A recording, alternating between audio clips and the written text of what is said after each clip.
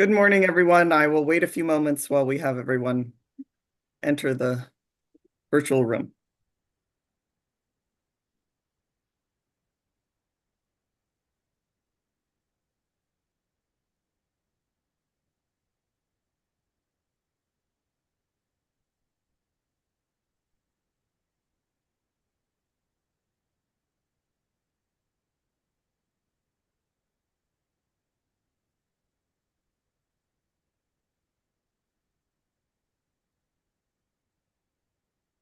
All right, it's 9:01. I'll go ahead and get started with my opening remarks, if you will. Good morning. Welcome back. It is Friday, September 6th, and I am Nicole Kinsey, the presiding hearing officer for the Administrative Hearings Office of the State Water Resources Control Board. This is the hearing on the pending petition for assignment of State Filed Application 25517 and accompanying water right application 25517X01 and the pending request for release from priority of state filed applications 25513, 25514, the unassigned portion of 25517, 22235, 23780, and 23781 in favor of water right application 25517X01 of Sites Project Authority. This hearing today is being conducted by Zoom only, Zoom teleconference. This hearing is also being broadcast live on the AHO YouTube channel. If you are not planning to speak, if you would please use the YouTube channel for viewing the hearing rather than logging into the Zoom platform. Both the audio and video of this hearing are being recorded, and we will post files of this recording in the FTP folder for this proceeding. The YouTube recording will also be available on the AHO YouTube webpage.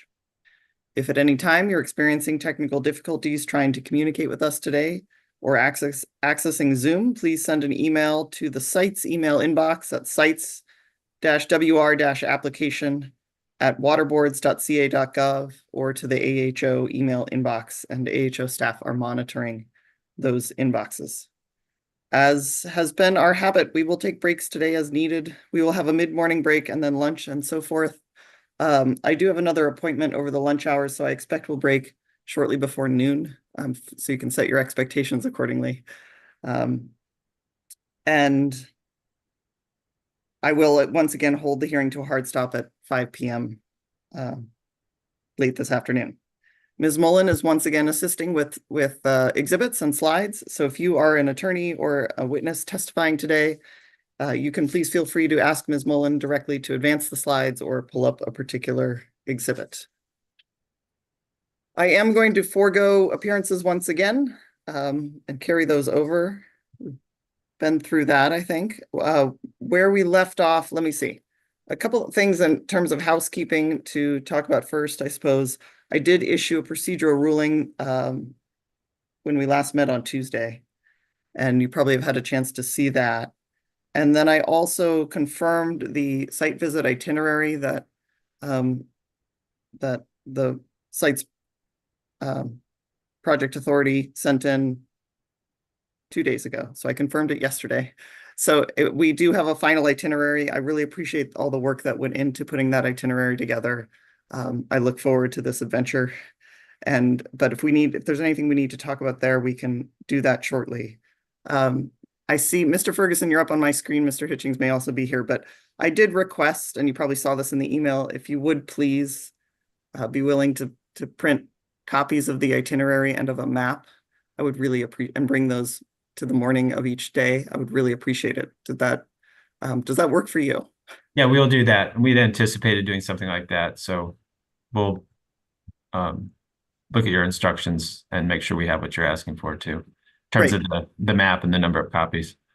Wonderful, thank you. And I'm just anticipating we may have members of the public who aren't necessarily parties to this proceeding.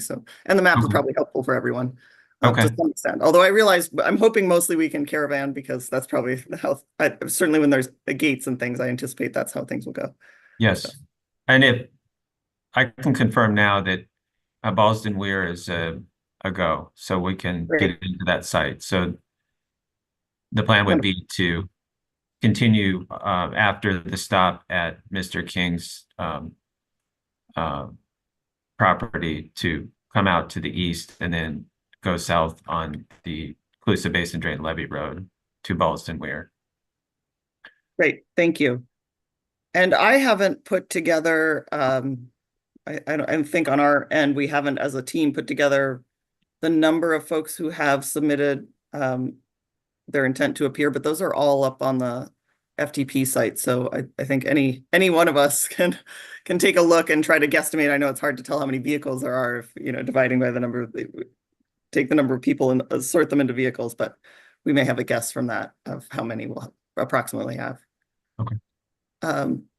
Before I leave you, Mr. Ferguson, anything else from the authority on this? No. Thank you. Mr. King. So I want to thank Mr. Ferguson and Miss Forsythe for working very hard on putting together this itinerary. There's a lot of work, and I appreciate all their efforts. So thank you. The other thing I want to mention is that I know that there are members of Katsudihi who it seemed like they wanted to be at the Davis Ware stop, which has been eliminated, and I understand why it's been eliminated, and I believe it's reasonable because I can't provide access for that. But I wanted to just bring attention from a tribal engagement point of view, and I'm not sure what their expectations are. We'll probably know if they attend on the site visit, but perhaps there's an opportunity for after the October 22nd date, if they're still interested in certain stops from a tribal engagement perspective, that you may want to consider. I just want to raise that up because I don't know what their expectations are. And it is a quite impressive a group that they put together. I believe there's two tribes, both the Katsudihi and people from the Salt Pomo tribe who are attending. And so from a tribal engagement opportunity, I think it'd probably be it'd be consistent with the governor's executive order on tribal engagement to at least have some discussion or have some consideration, which may or may not happen if they do not attend. So thank you. Thank you, Mr. King. And I'm certainly open and would look forward to having tribal members join us either in this venue or having an appropriately on the record discussion about the possibility of viewing additional sites or how we can incorporate their involvement in this proceeding. So I hope to have those conversations. I'm going to look to the room. Are there other procedural issues before we pick up with where we left off, which I believe was cross-examination by Mr. Ornbaum? I think we are in the middle of panel 3 on that, but are there other procedural issues? And please feel free to come off mute because I can't necessarily see all of you. Let's see. Yes, Senior Officer Kenzie, good morning. Andrew Hitchings. Good morning. You may have seen that Mr. King had submitted a list of cross-examination questions for 2 different panels. He did serve the entire service list rather than just submitting them to you directly as directed during the hearing on the 3rd or the last hearing day. I understood your directions that if you decided to ask any of those questions, then the list of questions would be provided and included in the administrative record. To the extent that they are not something that you permit or you go forward with, I would request that they are not included in the administrative record in the sense that there is a lot of testimony even in those questions. And so I wanted to lodge that point and that procedural point now for depending upon what you decide to do with those lists of questions. And then I also assume you may get to this, but we have not forwarded those questions to the witnesses. Of course, we saw them, but my understanding was they were supposed to be to you only, so you could make that decision with, and they wouldn't be disclosed ahead of cross-examination if they're ultimately permitted, any of them. Thank you, Mr. Hitchings. And that is a point of clarification, Mr. King.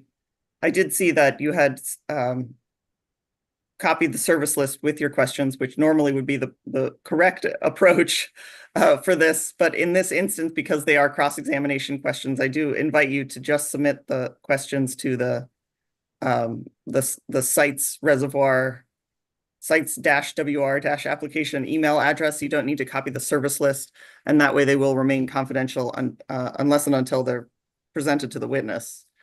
So we can proceed that way going forward. Thank you. I didn't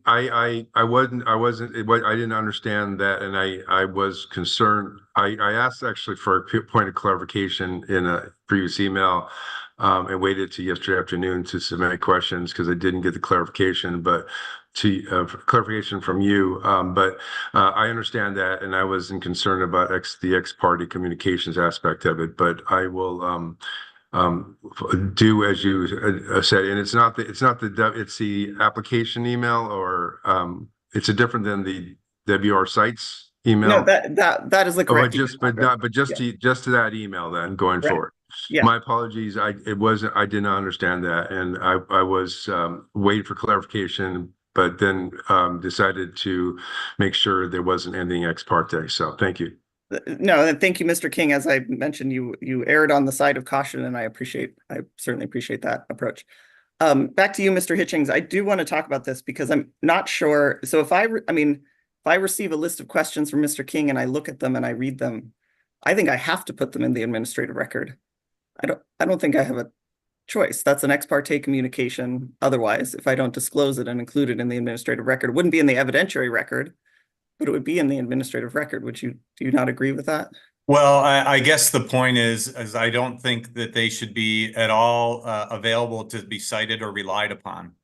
If they're in the administrative record, and that's the approach because of the concerns about ex parte and disclosing those. But again, there's a lot of testimony in those where they aren't questions, or the questions assume facts not in evidence. And so we just don't want to see them later cited to as though this is support because we put questions in that have these statements in them. That's really our concern. Understood. So I think we entirely agree. And that gets exactly to my point, is I do have concern that because any questions I think would raise a concern about ex parte communications, but particularly if there's anything substantive in them, they need to be disclosed on the record. That said, they would not enter the evidentiary record unless they were, and even then they don't exactly have evidentiary value when they're a cross-examination question. It's not testimony. So I believe we're on the same page with that understanding. Great. Thank you. Are there any other procedural issues we should address before we return to Mr. Ornbaum and our witnesses, our panel 3 witnesses?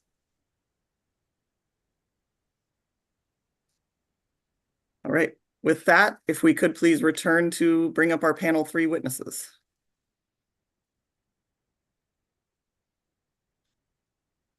And that is Mr. Micco, Mr. Whittington, Ms. Sadat, Mr. Winslow, and Mr. Davids.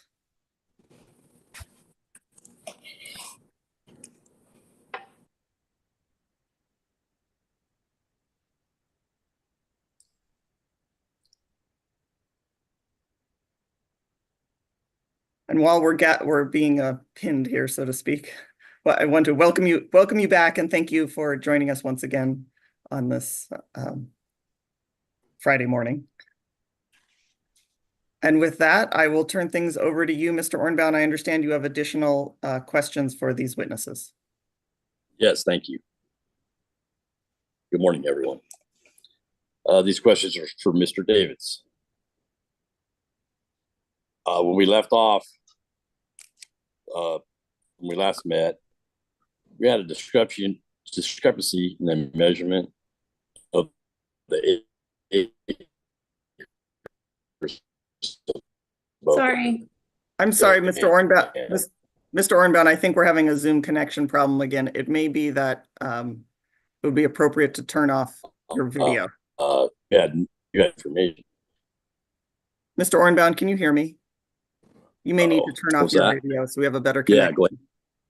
Turn off my video. Okay. Try turning off your video, and if you can, turning off your speaker. That was Mr. Soderlund's tip last time. Is this better? So far, so good. Thank you. Please go ahead. Okay. So the question, Mr. Davids, is we had a discrepancy in measurement of acres above the dam when we last talked. I might have not up-to-date information. So how many acres will be impounded above the dam at Sites Reservoir? Yeah, good morning, Mr. Ornbaum, and thank you for the good question. I think what we're referring to maybe is summarized on sites 152. And perhaps we could pull that exhibit up, Ms. Mullen, and we could talk through this acreage discrepancy. Great. Sites 152, please.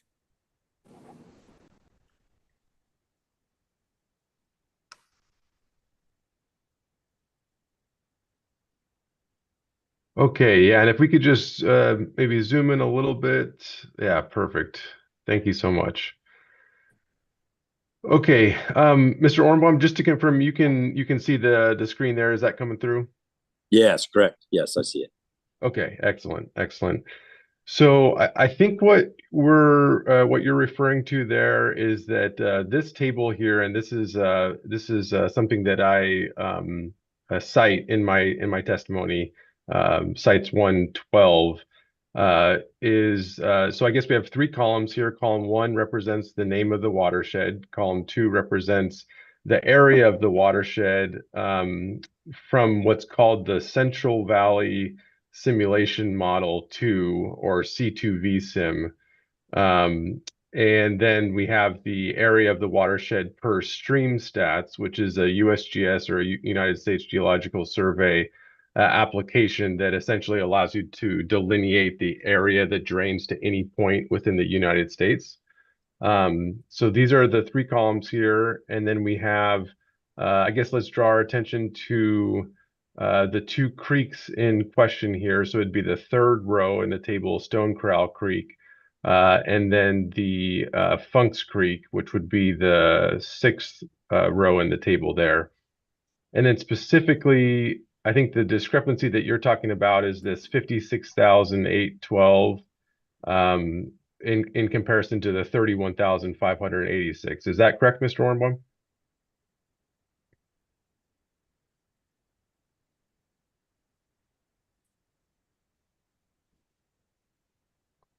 Mr. Ornbaum, we can't hear you if you're speaking.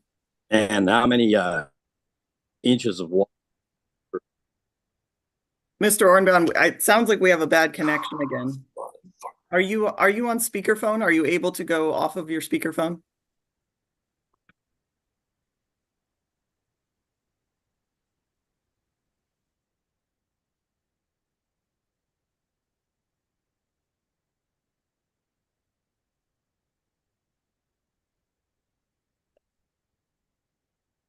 Mr. Ornbaum, did we lose you? Can you hear me now? There we go. Are you off of your speakerphone? Yeah, I just turned it back on. It went blank and it just came back on. My screen did. The screen, right. My question is, can you take the Zoom off of your speakerphone so you're speaking like you would be on a regular phone? That seemed last time. I have a little iPad I'm using now so I can see the screen. I'm using an iPad. I went through it all the other day. This is what I used all day long and it worked. But right. I'm not connected to the internet here. I'm not sure. I don't know how to run this stuff. Well, we can hear you now, so let's give it another shot. Okay. Well, I understand the acres now. I wrote them down. I understand. Funks Creek would be 31,586 acres, and Stone Corral Creek would be 22,666 acres. Is that correct, Mr. Davids? Yeah, that is correct. And I wanted to add one thing, and that is that these are not necessarily like how to say this. The exact point that I use to delineate these watersheds might not represent the exact location of the dam sites, but it basically represents where the creek comes out of the hills and then enters into the valley. So, there might be some small acreage difference between what what's represented elsewhere, but it should be right in that same range, on the order of maybe 10 or 100 acres different. No, that's okay. Okay. We're close. We're close. Exactly. How many acres of rainfall did you, excuse me, how many inches of rainfall did you use in your evaluations with these acres?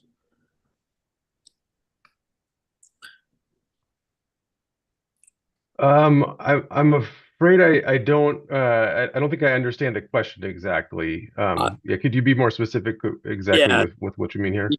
yes, sir. Well, before, when I would calculate, I was using the valley rainfall average of 18 inches a year. But I think for some of the other experts have used 16 inches of rainfall a year for that area.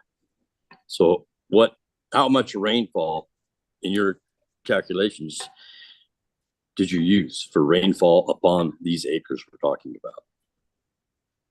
Okay, yeah, good question. So I think now what I need to do is explain a little bit about the way these acres were used. So I use these acreages and specifically that 33.2% to prorate a previously performed study from the groundwater sustainability plan that was performed, circa maybe 2018, 2019, something like that.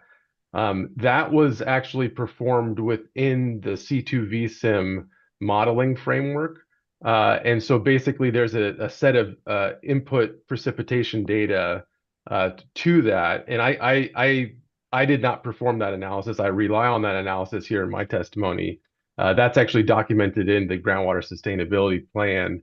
And off the top of my head, I don't know what the range of historical precipitation that was used for those rainfall runoff models. Again, it's in C2VSIM, which is really the core model that was used for the preparation of the groundwater sustainability plan. And these watersheds are represented in that C2VSIM model. I hope that clears up the use of the precipitation data. I was trying to calculate the actual acre feet that natural rainfall would fall on that 54,000 acres. Would you agree that if 12 inches of rainfall fell, that would be 54,000 acre feet of rainfall on that area if it's 54,000 acres? Okay, yeah, no, that's a question I can answer. And yes, the way you compute a volume of rainfall is you look at the area over which that rainfall is occurring, and if we want to do that in acres, that's fine. And then we can look at the depth of rainfall, and if we want to do that in feet or inches, that's fine. Let's do it in feet. So I think you said 12 inches, which is the same as 1 foot.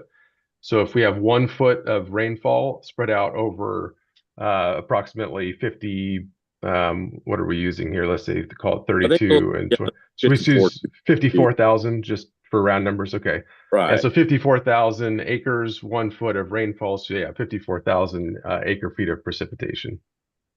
Okay. Thank In you. the hypothetical that there's, 12 inches of rain. Correct. Well, that's total amount of water that would be applied at 1 foot of rain, 12 inches of rain. 18 inches of rain would give us around 81,000 acre feet. It's a variable. We're trying to figure an average annual rainfall. I just want to make sure we're doing the math the same way, Mr. Davis. Sure. But so you don't really have the number that you used then in your study of 50,000 acre feet of, or 80,000. You don't really, because you use Cal Sims, not your personal math equation. Objection made. I think I'll overrule it. I think Mr. Davids understood the question. I'll leave it to you to respond appropriately, Mr. Davids. Sure. So what I think where we're going, and I unfortunately I don't have a diagram in the record, at least with my materials, that will explain this, but I'll try to use my hands a little bit and explain this here. So basically, what we just computed would be the total volume of rainfall into the watershed. That doesn't mean that's the water that's available in terms of flow within the creek or what we would call runoff. There's quite a bit of physics in between rainfall and runoff that we need to account for. And so specifically, the large flow path, if you will, that we need to account for is that imagine you have that 1 foot of rain coming into the watershed. There's also evaporation that actually exits back to the watershed prior to runoff occurring. So oftentimes in those years for example, in 1976, when there was not a single drop of water per the USGS stream gauge records coming from the Stone Corral Creek, they may have gotten 8 inches of rain still, but every single inch of that 8 actually returned back to the atmosphere via evaporation. And really, it's the difference between precipitation and evaporation and transpiration and changes in soil moisture that we're trying to understand with the number of runoff, which that's the water that's available for the purposes of recharge for this context in this conversation. No, I understand that, and thank you. I just wanted to make sure we started with approximately the same number from acres applied, rainfall applied, an average rainfall. We know the acres. Mm-hmm. So my question then, Mr. Davis, is in the water permit application, is it true the maximum allowable acre feet that have been requested from annual rainfall from Funk's Creek, this is the maximum they've requested, is 113,400 acre feet for Funk's Creek and 80,000 acre feet for Stone Corral, for a total of 193,400 acre feet. So there's a couple of things. Well, number one, I'm not familiar with any of those numbers that you just referred to, and I'm also not sure who you were referring to when you said they. So I'm not sure if that'll change my response, but yeah, I'm not familiar with any of that. Tell you where I got the numbers. That's the site's authority's response to me trying to figure out the same math. So this is what they've applied for in their permit. The maximum allowable that they could retain behind the dam is 193,400 acre feet per year. And that's double. They put a safety factor of 50%, or, they doubled actually. But we came to the same math, Mr. Davis, yourself and myself, with 18 inches on 54,000. It's about 80,000 acre feet. Mr. Orban, this sounds like you're testifying. Mr. Davids just said that he's not familiar with these numbers, so I think it's time to move to the next question. Okay.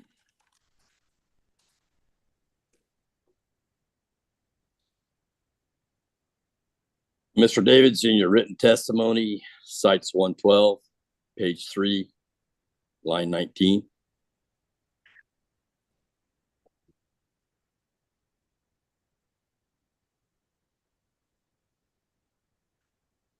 All right, so that's cites 112, page 3, line, did you say 9? Is that correct? 19. I think it's footnote number 3, I think. Ah, okay. Yep.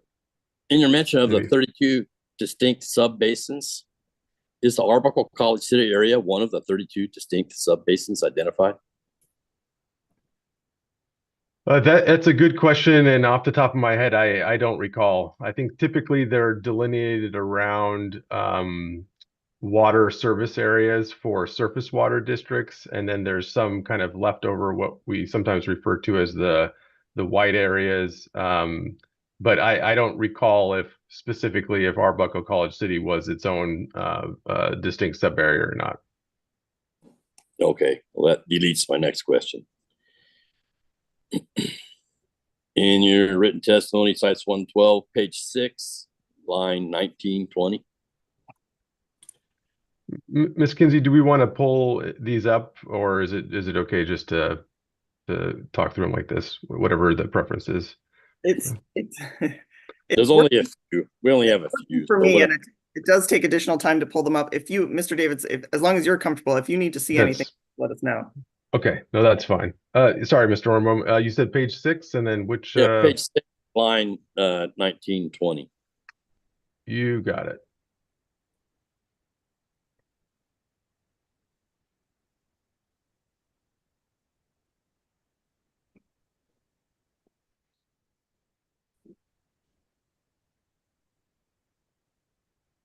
Do you see it, Mr. Davids? Yes, sir. Okay. Did you analyze the water recharge potential in the Colusa Basin drain, considering the natural runoff from Funk's and Stone Corral Creeks in the Arbuckle College City area above the Ballston Dam? So, yes, I would say I would say that that's included in impact 7 of my analysis. And that is that there's a provision for the 5,300 acre feet from those watersheds.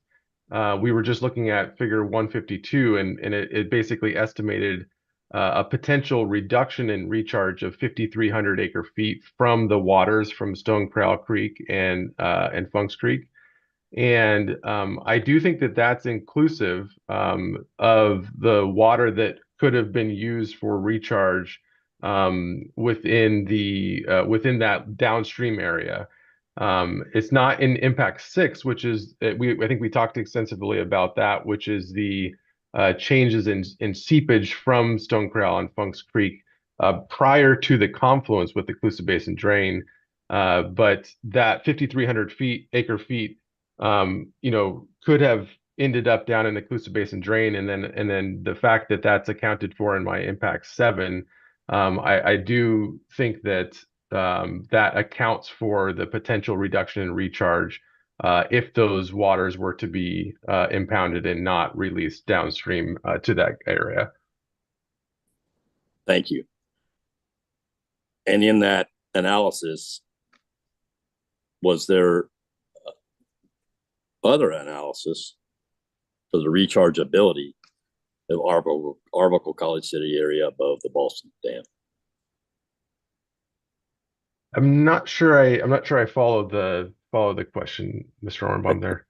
I think that 5,400 acre feet you're talking about is when that water reaches the Coosa Basin drain, that would be the potential loss of recharge down the whole Coosa Basin drain, the 5,400 acre feet. Is that correct?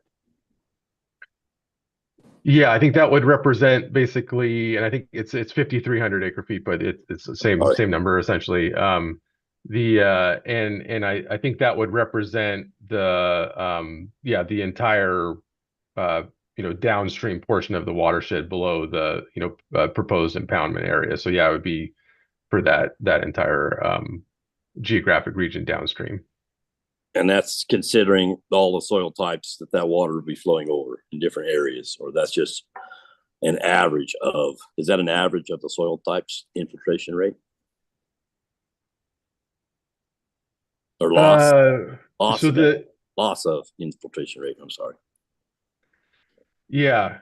So the analysis is, I mean, there's lots of different ways that come at values, obviously, and I think you're thinking of it from like a physical basis in terms of the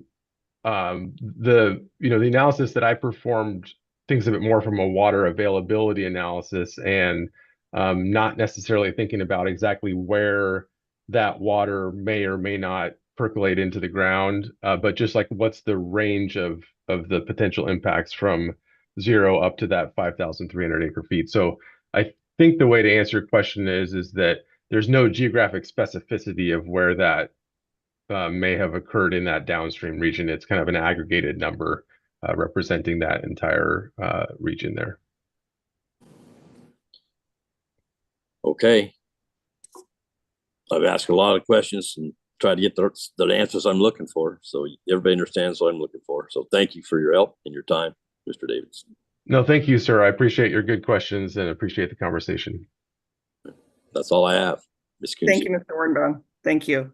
And I will note, since we have a pause here, note for the record that Board Member Morgan has joined us shortly before Mr. Ornbaum began his cross-examination. So welcome, Board Member Morgan.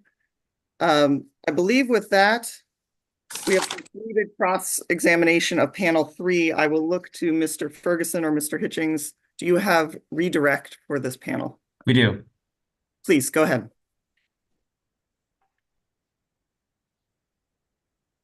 Okay, my first set of questions is for Dr. Sadat.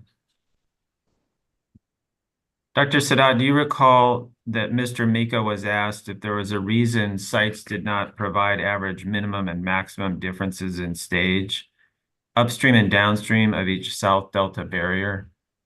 Yes, I do. And does your testimony discuss the sites that you selected to present results of the differences in stage at South Delta locations with and without the project? that appear in sites 256, slides 19 through 22? Yes, paragraph 24 of sites 110, pages 7 and 8. Okay. I would like to have Ms. Mullen bring up a document that we emailed yesterday to the AHO, and it's titled, well, yeah, the document is titled DWR Delta Simulation Model Grid Version 2.0.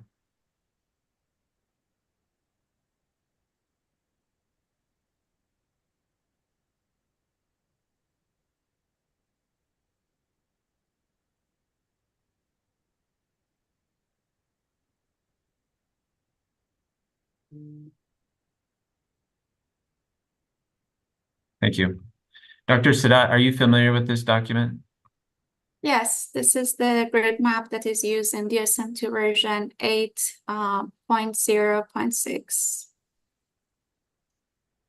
And is this grid map reflect the DSM-2 model version that you used in your DSM-2 analysis? Yes. Okay. Are you able to use the map to identify the monitoring locations you selected to provide results of minimum and maximum differences in stage? Yes, I'm able to do that. And can you please identify the monitoring locations and explain where they are in relationship to the South Delta barriers? Sure. If Ms. Mullen, we could please scroll down to the lower part of the map. Yes, here. And if we could zoom in, please. Are we zooming into the box or to the? Where we see those red circles? No, not the box, the map. I see. Okay. Yeah, if we could zoom in a little more and maybe scroll to the right so we can more, yes. Maybe a little more so we can see the barriers.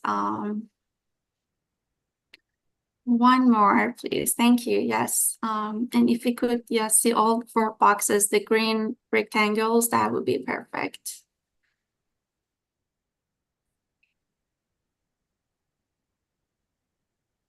Okay. Thank you, Ms. Mullen. This is great. So this is the map, the grid map that is used in DSM-2, and it shows all channels, grids, delta islands that is modeled. And here we see the 2 black arrows. They show where the Banks and Jones pumping plants are, where the exports pumping plants are. And the green arrow, like rectangles, show the stations that I selected to choose the result, to show the results in the testimony.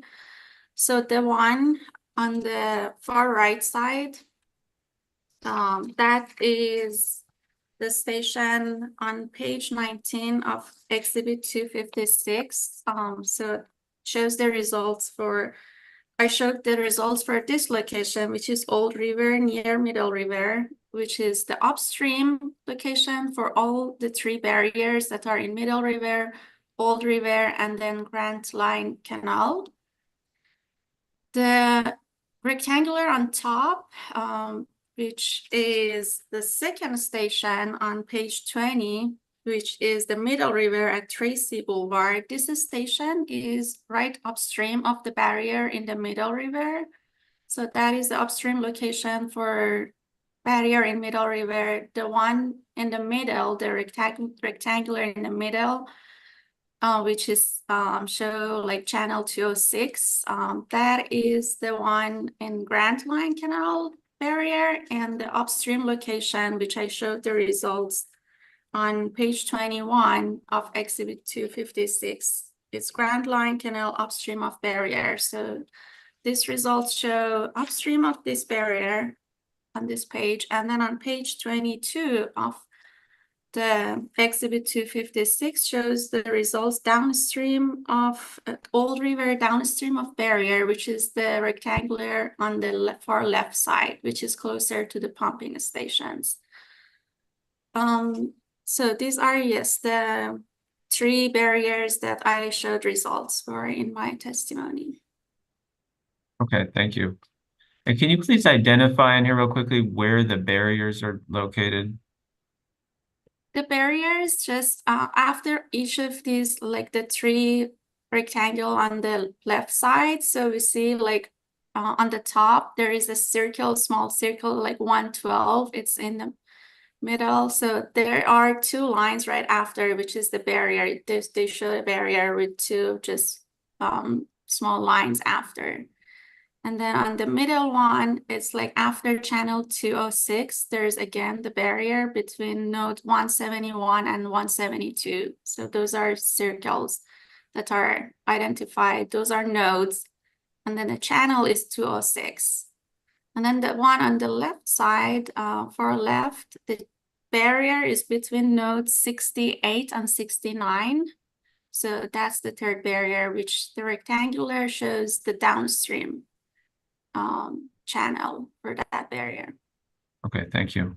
Can you please explain why you selected these monitoring locations to present results for minimum and maximum differences in stage? Sure. I looked at stage differences both upstream and downstream of each barrier. The results are similar. So to limit the amount of data shown, I selected one location at each barrier, in addition to the one location which is upstream of all barriers. The findings and conclusions would not change with showing more results. So I only selected one location at each barrier. Okay, thank you very much. Mhm. We can go ahead and take this exhibit down. Oh, sorry. One thing I should do quickly, though, is mark the exhibit. I'd like to mark that as 281. Sites 281. Sites 281. Noted. Thank you. Thank you. Dr. Sadat, do you recall Mr. Herrick asking you to confirm that you did not show any EC data for the 3 South Delta compliance points in your testimony? Yes. Did you in fact include any EC data for the South Delta compliance points in your testimony? Yes, I did discuss EC results for Old River at Tracy and San Joaquin River at Brant Bridge in my testimony, which is at page 5.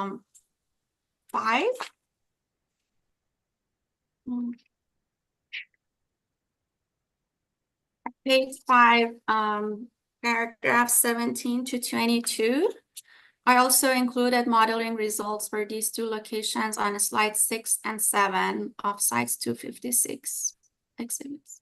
Okay, thank you. And just to clarify, on page 5, did you mean line 17 through 22 rather than paragraph 17 through 22? Sorry, yes, line 17 through 22.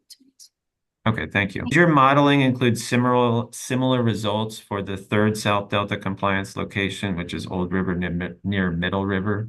Yes.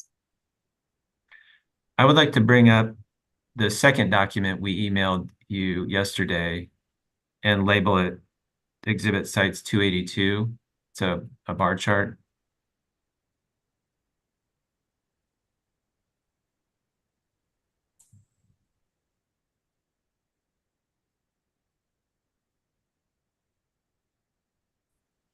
Great, thank you. Dr. Sadat, do you recognize this document? Yes, this is a bar chart similar to the ones on slide 6 and 7 of sites exhibit 256, showing monthly average EC results for Old River near Middle River. And did you rely on the water quality results for EC in this bar chart, which is sites 282, and then the charts on pages 6 and 7 of sites 256 to form any opinions in your testimony? Yes, the opinion that there will not be negative water quality impacts in the South Delta due to the project. Great, thank you. Additionally, do you recall Mr. Miko appointing Mr. Herrick to exhibit AHO 136 for water quality results for the South Delta compliance points? Yes. And does AHO 136 contain EC results for the 3 South Delta EC compliance points? Yes, figures 3, 8, and 10 in AHO 136 include plots for all these 3 compliance points, including Old River and Middle River, showing the probability that the project will comply with the EC standards. Great, thank you.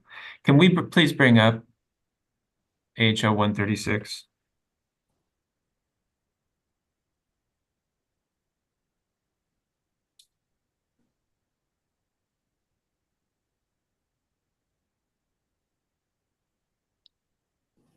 Great, thank you.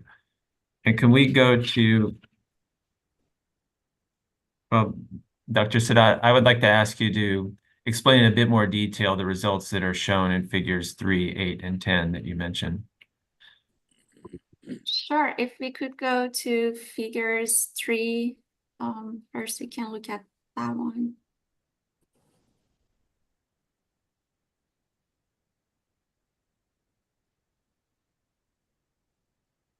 Thank you, Ms. Mullen. This is the D1641 at Old River at Tracy Road Bridge compliance exceedance plot. And as we see here, we see the results for all alternatives, including alternative 3, which is the purple dashed line. And the no action alternative is the solid black line in this graph. And the y-axis shows the differences in EC, which is the scenario minus the standard. And the x-axis shows the probability of compliance. And as we see here, the no action alternative and alternative 3 are on top of each other, meaning that there is no effects on sites on meeting the 1641 water quality compliance. Thank you. Can you please provide the same, a similar summary for figures 8 and 10? Sure, if we can, yeah, see figure 8.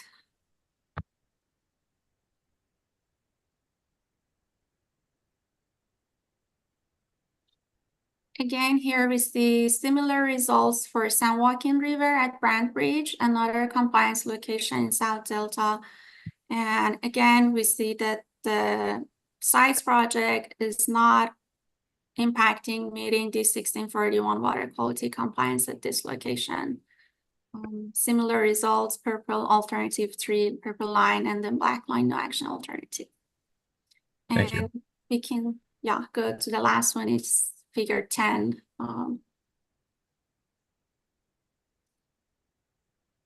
Again, here we see same results for Old River near Middle River compliance location.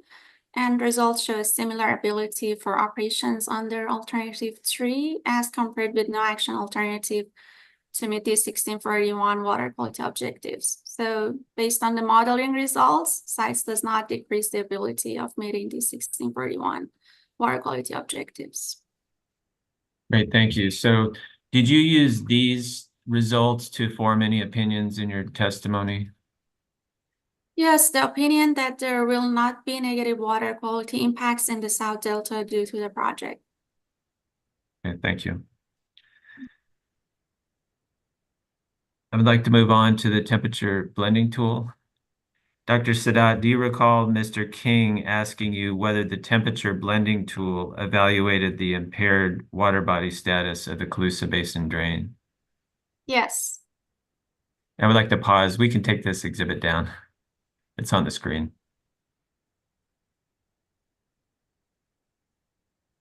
I'm going to ask that question again.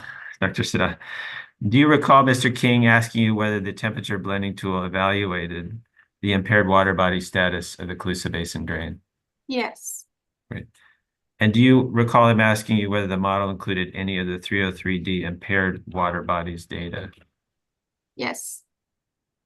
And you also recall him asking whether you are aware that a number of tributaries to the CBD are on the 303D list for certain parameters? Yes. Okay. Can you please explain the purpose of the temperature blending tool and the scope of your analysis using that tool? Sure. The purpose of the site's release temperature blending tool is to evaluate the change in temperature in water bodies through which site's water will pass after it's released from site's reservoir. So we estimated temperature in the TC canal at Funk's Reservoir, GCID canal at the TRR, Colusa Basin Drain at Donegan Pipeline, and Sacramento River at Colusa Basin Drain outfall. The purpose of my analysis using the temperature blending tool was only to evaluate temperature and not any other parameters in these downstream water bodies or their tributaries.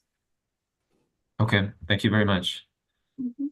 Mr. Whittington, I'd like to turn to you and ask you, do you recall Mr. Herrick asking Dr. Sadat whether it would be possible to use actual historical data for the base case in her analysis of water quality and water level effects in the Delta? Yes, I do. And you recall Dr. Sadat responding that she was not sure she could answer, but did state that we want to compare two scenarios with the same assumptions with the addition of sites to eliminate all other factors and all other variables. Yes, I do.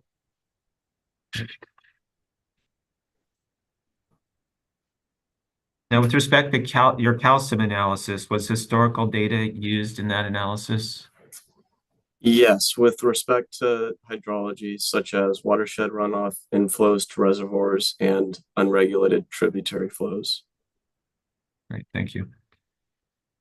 In your opinion, would you obtain meaningful modeling results if you compared actual historical hydrologic data to results for similar data points in a site's project alternative?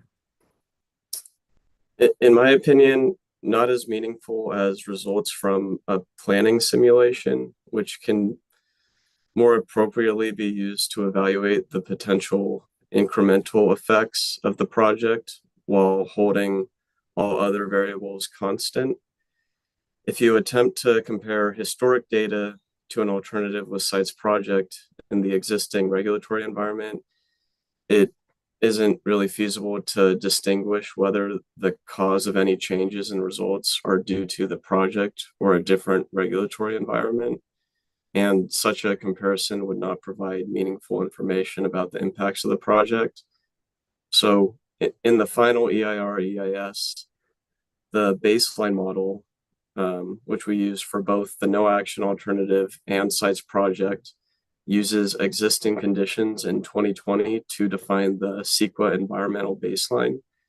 And this 2020 environmental baseline reflects a range of historic hydrologic conditions to reflect the hydrology from 1921 through 2003. And the baseline model also assumes the current physical conditions and facilities, the current regulatory operating conditions of the CVP and the SWP, and current land uses. So sites reservoir would not be built in the past. It would be built and operated in the near future. So consequently, our modeling uses a baseline that better reflects the current conditions as opposed to historic conditions. A historic baseline would not incorporate all current facilities or regulations that sites project would be expected to operate under, which is the condition that would be more beneficial to evaluating the incremental effects of this project. Okay. Thank you very much. Dr. Sadat, I'd like to turn back to you with a couple of questions. Do you recall being asked whether in your operation of DSM-2 you checked any gauge data? Yes, I did. And do you recall your answer? Yes, I answered no. So would gauge data have been helpful in your DSM-2 analysis? No, not for the planning simulation that I was running. The gauge data can be useful for calibration and validation of the historic DSM-2 simulations, which is the base for the DSM-2 planning simulation. Okay, thank you very much. Finally, Dr. Sadat, Did you review your testimony exhibits following the hearing day last Thursday on August 29th? Yes, I did. And did you identify any corrections that should be made following that review? Yes. Can you please go ahead and explain those corrections that you'd like to make? Sure. Exhibit size 256, page 17. The label for the y-axis for this graph should be difference in chloride instead of EC. And also the title should reflect the change. So it would be D1641 MICL instead of EC. Thank you very much. Yeah. Ms. Kenzie, would you like us to submit a corrected exhibit? Yes, please. That would be helpful. Thank you. Okay, we'll follow up and do that.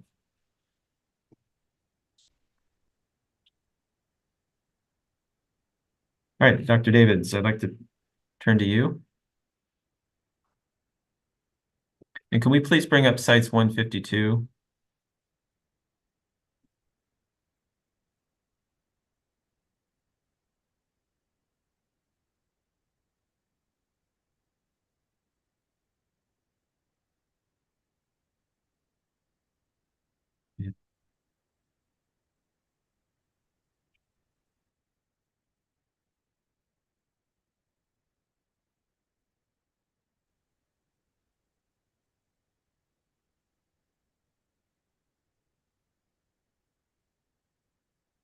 All right, thank you. Dr. Davids, did you use sites 152 in your analysis for this hearing? I did. And does it reflect the results of a water availability analysis? It does not. And does sites 152 consider water rights implications? It does not.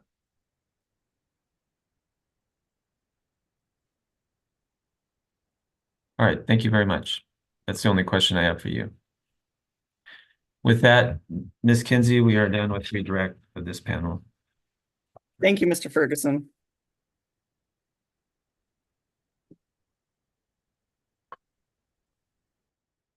With that, I will look to,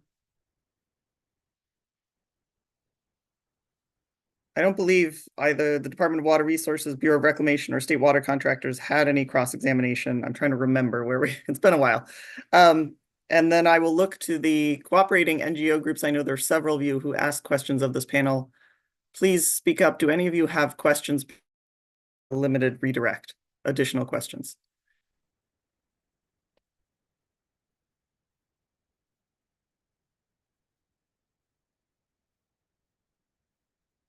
Then I will turn to Mr. Reese or Mr. Herrick. Do you have additional questions based on that redirect? Good morning. Just very limited. Great. Very limited. Please go ahead. Yeah, to Dr. Sadat. Your opinions regarding impacts to stage and EC in the South Delta channels are still based, or I shouldn't say still, are based on long-term monthly averages. Is that correct? I looked at monthly averages along with averages based on water year types. And also for EC, when we look at those compliance location, when we check the D1641 compliance, if we are meeting those and the probability of meeting those compliance, we'll use the daily values to check the probability of meeting those compliance locations. So no, it's not only based on the monthly averages or long-term averages. And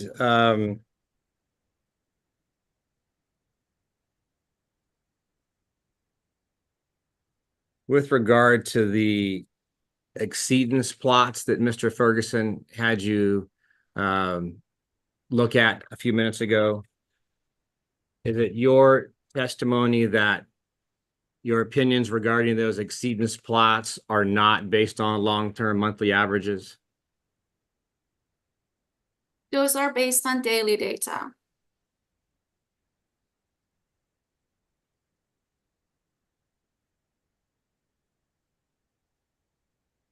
Okay, I don't have any other questions for Dr. Sadat.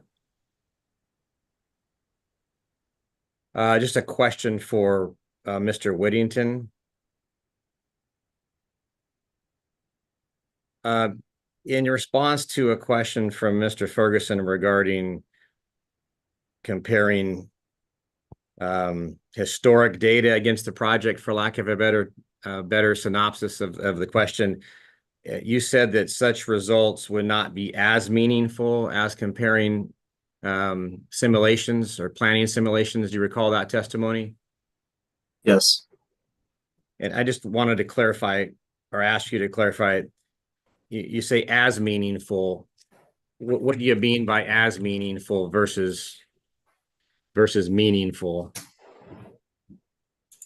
I mean that it would be a lot more difficult to distinguish the incremental effects of the project if you were comparing an alternative that had revised regulatory conditions and revised land use assumptions and whatnot compared to just as historical flow data.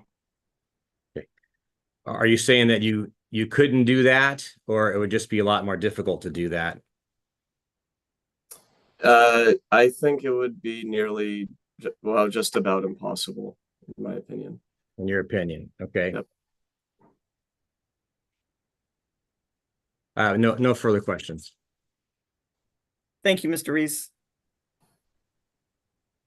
With that, moving down my list, Mr. King, I believe you have exhausted your time, so we'll move past you and we are back to Mr. Ornbaum. Based on that limited redirect, do you have any additional questions for these witnesses?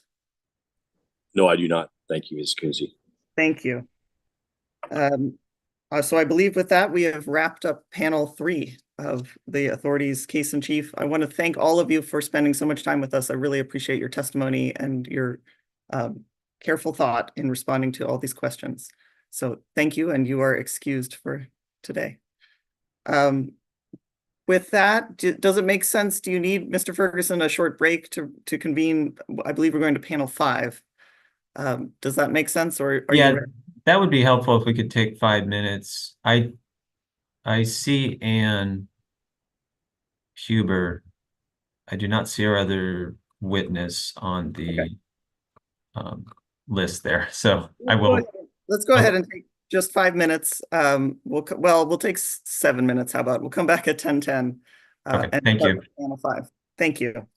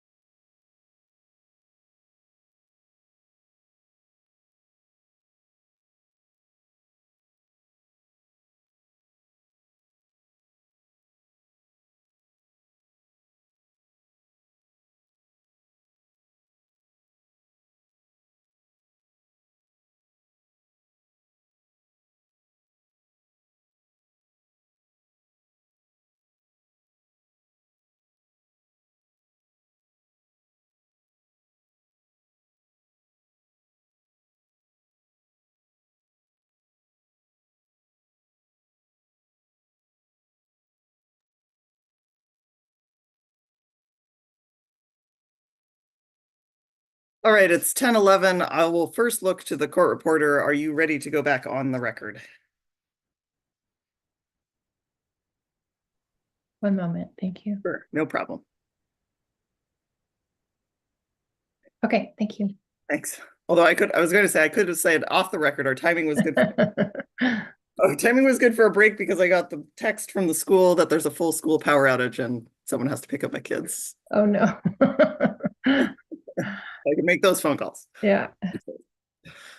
All right, with that, I see we have Ms. Huber and Mr. Irvine. So it looks like, Mr. Ferguson, are you ready to introduce your panel 5? You're ready. Thank you. So the purpose of panel 5 is just to discuss the project's potential water quality impacts, and specifically Ms. Huber and Mr. Irvine are going to discuss salinity, metals, harmful algal blooms, pesticides, and water temperature. And we will start with Ms. Huber. I think I'll go ahead. I realized I need to swear in the witnesses. Oh, thank you. So I'll pause there. Ms. Huber and Mr. Irvine, will you please raise your right hand? And Mr. Irvine, if you don't mind coming off mute while we do this, thank you. Ms. Huber and Mr. Irvine, do you swear or affirm under penalty of perjury that the testimony you will give in this hearing will be the truth, nothing but the truth? I do. I do. Thank you very much. Please go ahead, Mr. Ferguson. And you are on mute. Ms. Huber, good morning. Morning. Is Cites Exhibit 115 an accurate statement of your written testimony? Yes, And did you prepare that written testimony? I did. Do you have any corrections to your written testimony that you would like to make at this time? Yeah, I have several that I would like to make. On page 7, line 17, I would like to change 62.8 degrees Fahrenheit to 64.0 degrees Fahrenheit to reflect the change in Kyle Winslow's testimony. Then on page 22, line 23, I would like to change the reference to Cites 237 to be to Cites 236. And then on page 6, line 10, I would like to delete the phrase particularly in dry and critically dry water years. And finally, on page 32, line 8, I want to modify the sentence that says project releases to yellow bypass for habitat purposes would be greater during wet years in August through October to simply be project releases to yellow bypass for habitat purposes were modeled to occur during August through October. Does that complete your requested corrections? Yes. Great, thank you. Excuse me, hearing officer Kinsey. Would it be possible to receive a written list of the corrections? I tried to keep up, but that was very quick. Yes, well, I was going to ask, Mr. Ferguson, do you plan on submitting either a corrected version or just a sort of an errata that identifies the corrections? We can do that. That would be helpful. Thank you. Thank you, Ms. Meserve.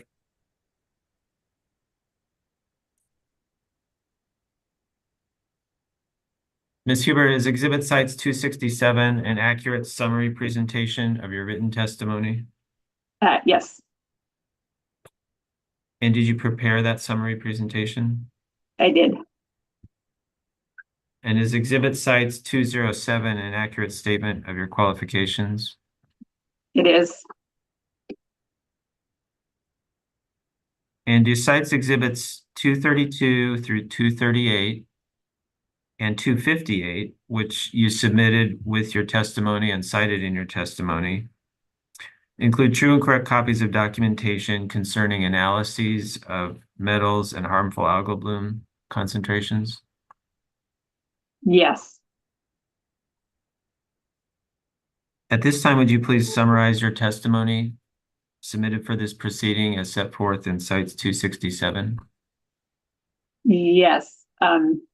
Ms. Mullen, if you could bring that up, that would be good.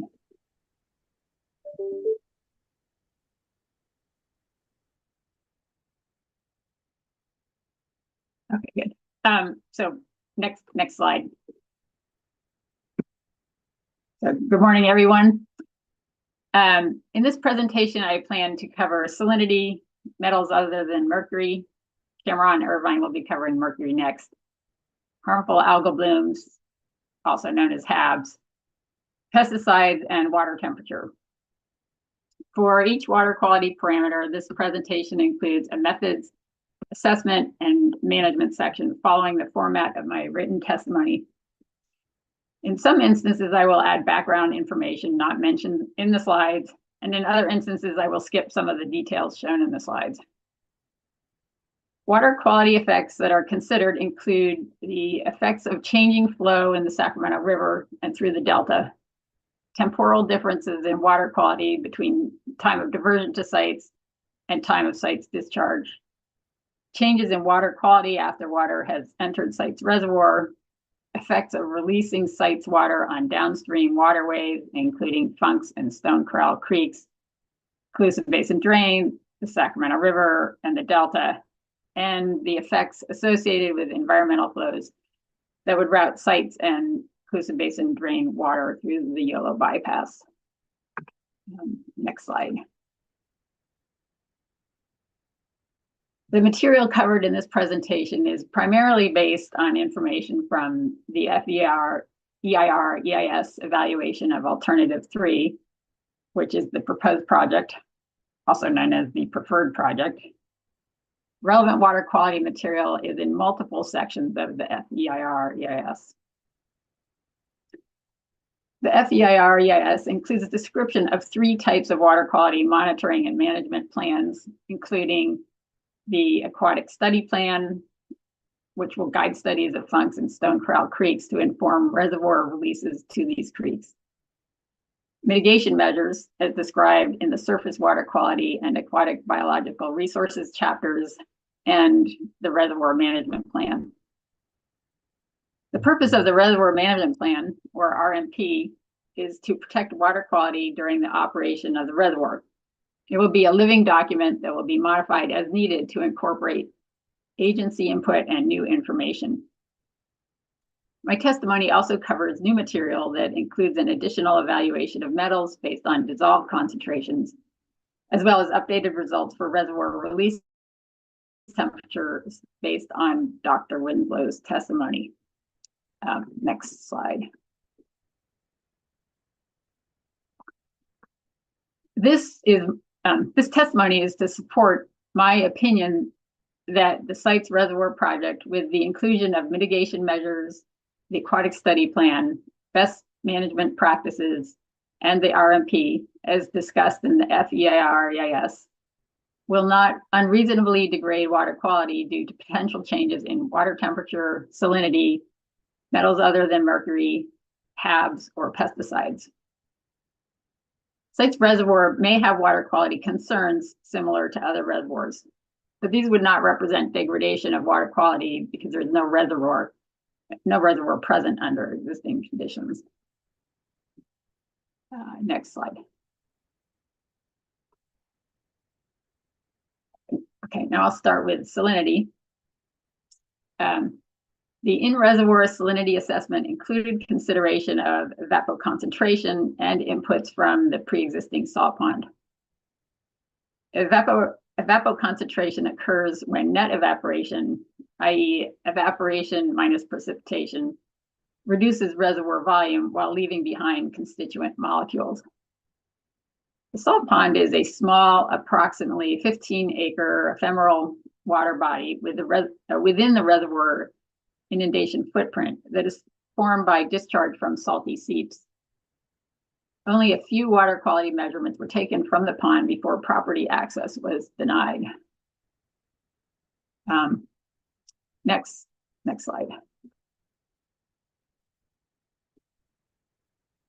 Salinity in the reservoir and downstream is unlikely to become unreasonably elevated for several reasons.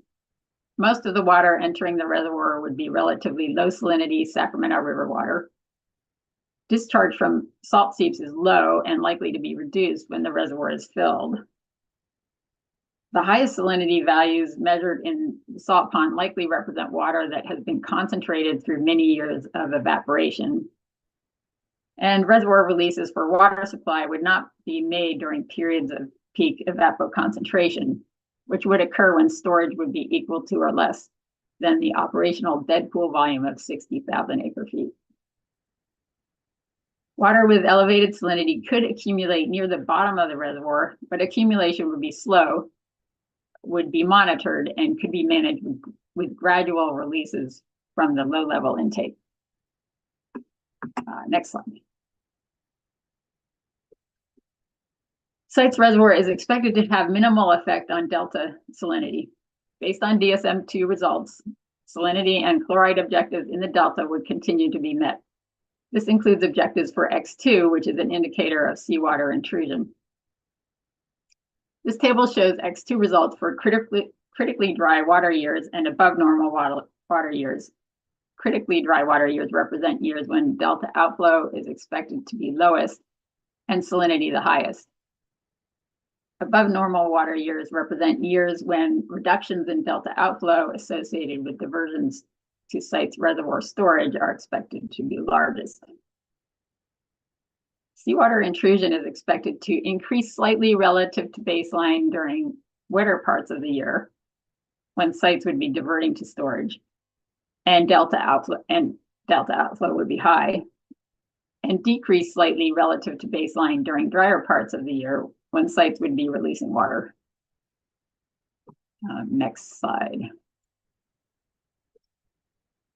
Salinity would be monitored, managed, and mitigated as specified by the RMP, the Aquatic Study Plan, and Mitigation Measure Fish 9.1. This mitigation measure was created to address concerns regarding reductions in delta outflow and increases in X2 that might affect longfin smelt, even though X2 objectives are expected to be met. Next slide. Okay, moving on to metals. First, a little background. Metal concentrations are measured in a lab. Dissolved concentrations are measured from water samples that have been filtered, whereas total concentrations are measured from samples that have not been filtered. Based on measured data from the Sacramento River near Red Bluff and Hamilton City and water quality standards, aluminum, copper, lead, and iron were chosen for in-depth evaluation. The FEIR-EIS includes quantitative estimates of total concentrations of these four metals at 3 locations. These include in the Sacramento River source water, where concentrations are somewhat higher during the diversion period than other times of the year. In site's reservoir, where metals would experience settling and evapoconcentration, and in the Sacramento River at the site's discharge location, where site's water would be diluted by Sacramento River water. For this testimony, an additional metal assessment was performed based on dissolved concentrations. Okay, next slide. This slide provides an example of some of the data used for the metals assessment. Here we can see that concentrations of total copper, the figure on the left, sorry, these are small, exceed the water quality objective more frequently than dissolved concentrations, the figure on the right. These figures show changes in concentration during the year. They also compare concentrations among locations and show, for example, that the values for Coosa Basin drain, shown in the gray X's, tend to be higher than the values in the Sacramento River. Next slide. This figure is an example of the results from the quantitative analysis of total metal concentrations performed for the FEIR-EIS. With assumptions for partial settling of suspended sediment, the analysis concluded that total concentrations of aluminum, copper, and iron in site's reservoir may sometimes exceed water quality objectives. but the Sacramento River downstream of sites discharges would remain below water quality objectives because of dilution in the Sacramento River. Next slide. The analysis of dissolved metals described here may be more appropriate than the evaluation of total metal concentrations because dissolved metals are more biologically available.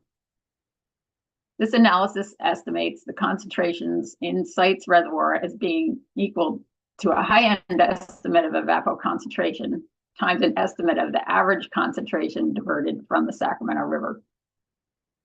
The average concentration is estimated as the average of the measured concentrations in Sacramento River during conditions representative of when sites might be diverting to storage. This analysis approach is simpler than the approach used for total metal concentrations and is based on two simple assumptions. One, that dissolved concentrations were conservatively assumed to not be reduced due to absorption to and settling of particulates. And two, the distribution of the selected subset of measured values is similar to what the values would be during diversions to site storage. This is a reasonable assumption because it will take many days to fill sites reservoir with metal concentrations spanning a range of values. Next slide. This table shows the results from the assessment of dissolved metal concentrations. The bottom row represents estimated reservoir concentrations that include evapoconcentration in sites reservoir. These values are all less than the water quality standards in row 1. Okay, next slide.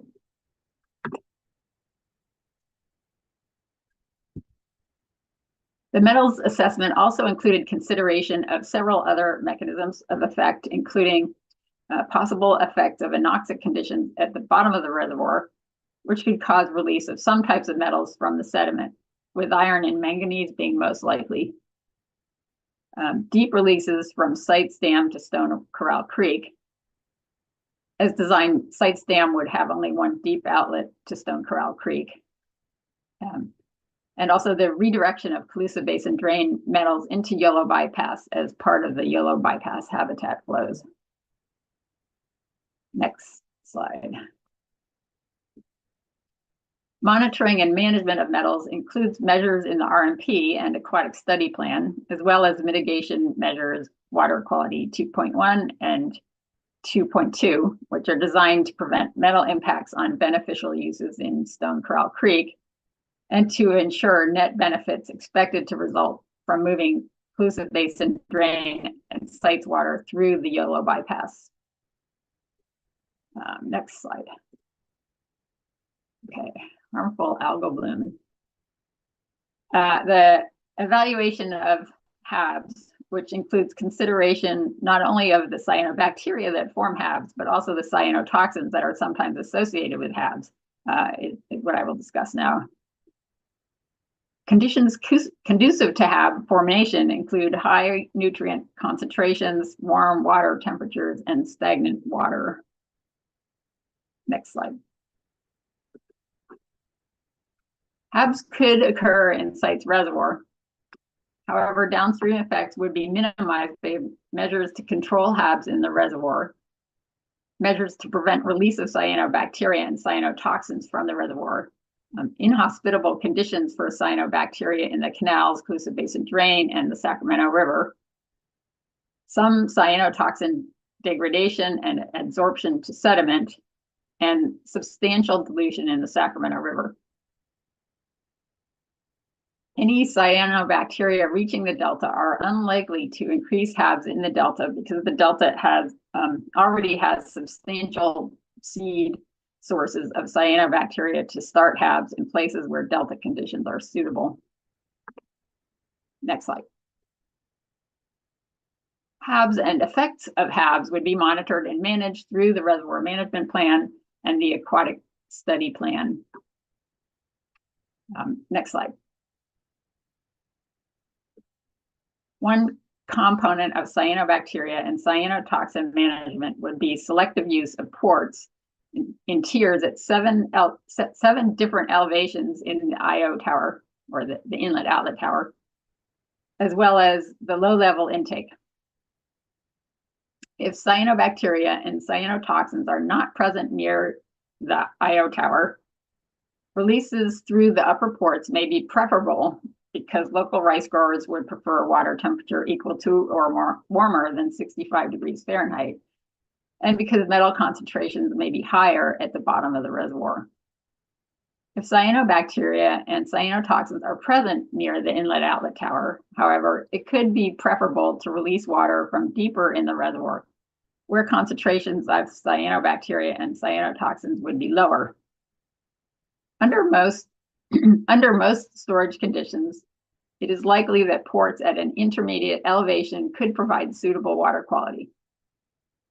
If HABs are near the inlet outlet tower, under conditions of low storage, however, it may be necessary to take additional measures, such as those suggested in the RMP, to limit release of cyanobacteria and cyanotoxins.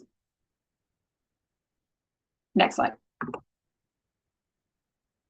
Okay, pesticides. My discussion of pesticides will be brief. Next slide. Based on pesticide measurements, diazinon may be the only pesticide diverted into site's reservoir. There, it would be expected to degrade, and any diazinon remaining would be diluted in the Sacramento River upon discharge, which now the Sacramento River, based on measurements, is free of diazinon by March. The habitat flows through Yellow Bypass could have pesticide-related effects associated with redirection of Colusa Basin drain pesticides through the bypass. Next slide. Possible pesticide effects associated with the Yellow Bypass habitat flows would be addressed through Mitigation Measure Water Quality 2.2, which involves assessment of net benefits of the habitat flows. Next slide. Okay, water temperature. My discussion of water temperature will also be brief. Water temperature was modeled as described by panel 3, and the primary water temperature evaluation was performed as part of the fisheries assessment that will be discussed in panel 6. Next slide. This surface water quality testimony considers temperature suitability for rice growth and the Central Valley Basin Plan objective that receiving waters with cold water beneficial uses should not experience temperature increases of more than 5 degrees Fahrenheit. Next slide. All river effects on water temperature are expected to be small and below 1 degree Fahrenheit. And site's reservoir release temperatures would meet the rice growing temperature targets most of the time. Next slide. Water temperature would be monitored and managed according to the RMP and aquatic study plan. In addition, mitigation measure fish 8.1 would address concerns about possible dissolved oxygen and water temperature effects associated with the Yellow Bypass habitat flows. And this concludes. I'm sorry, I think you might have cut out there right at the end. Oh, Fish 8.1. Fish 8.1 would address concerns about possible dissolved oxygen and water temperature effects associated with the Yellow Bypass habitat flows. Thank you. And this concludes the summary of my testimony. Thank you, Ms. Huber. Ms. Huber, I wanted to ask you one further question. Did the corrections that you offered prior to summarizing your testimony change any of the opinions in your written testimony or the summary of your testimony you provided today? No. Okay, thank you. All right, I'd like to move to Mr. Irvine.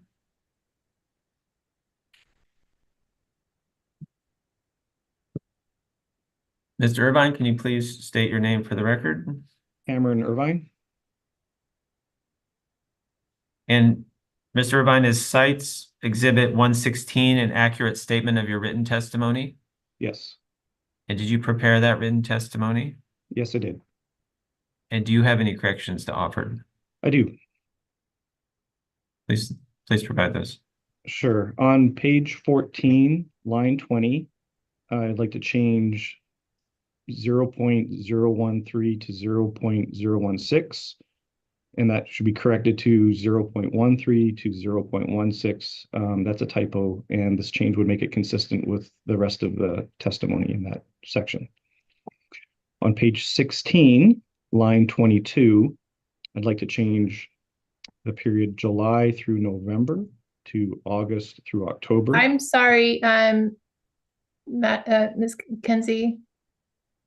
I don't know if my internet might have just glitched. I'm not sure what's happening. I think it may have just glitched, but let's go back and start with the Mr. Irvine's explanation of the errata to his testimony.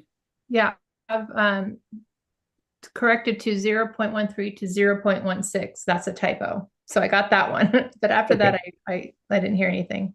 Okay. Thank you. My next change is on page 16, line 22, to change July through November to August through October. This is to describe habitat flows through the YOLO bypass.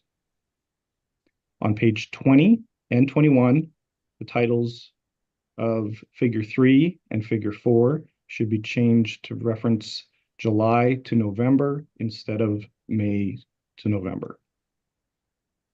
Thank you, Mr. Irvine. Did any of these corrections that you just stated change any opinions in your written testimony or the summary you're going to provide in a few minutes? They do not. Thank you. And I'm sorry, Mr. Ferguson, if you would please, at an appropriate time, submit in writing just the changes, that would be helpful. Thank you. Okay, we will do that.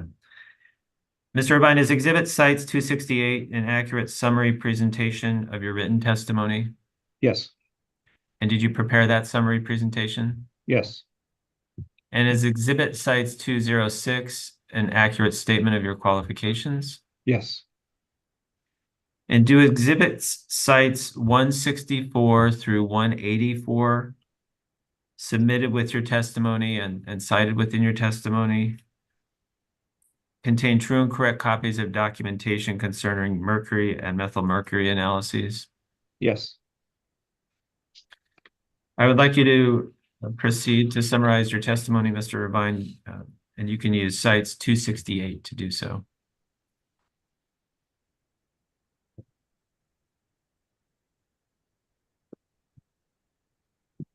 All right. So good morning, Madam Hearing Officer Kinsey and Board Member Morgan. My name is Cameron Irvine, and I'm an associate scientist at Robertson Bryan Inc.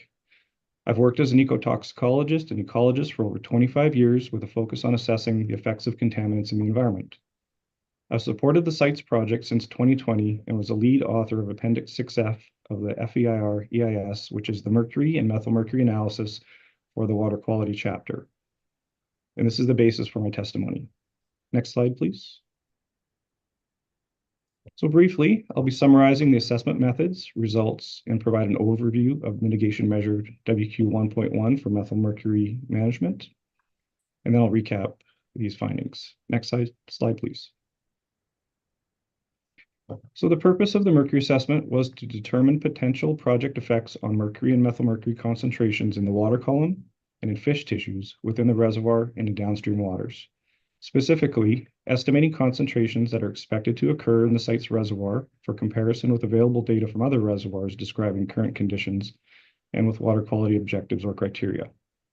Determining for downstream receiving waters if mercury would exceed water quality objectives or criteria more often and by greater magnitude than without the project, and determining the degree to which any increases in the frequency or magnitude of exceedances could potentially affect aquatic life or the health of people who eat fish in the study areas.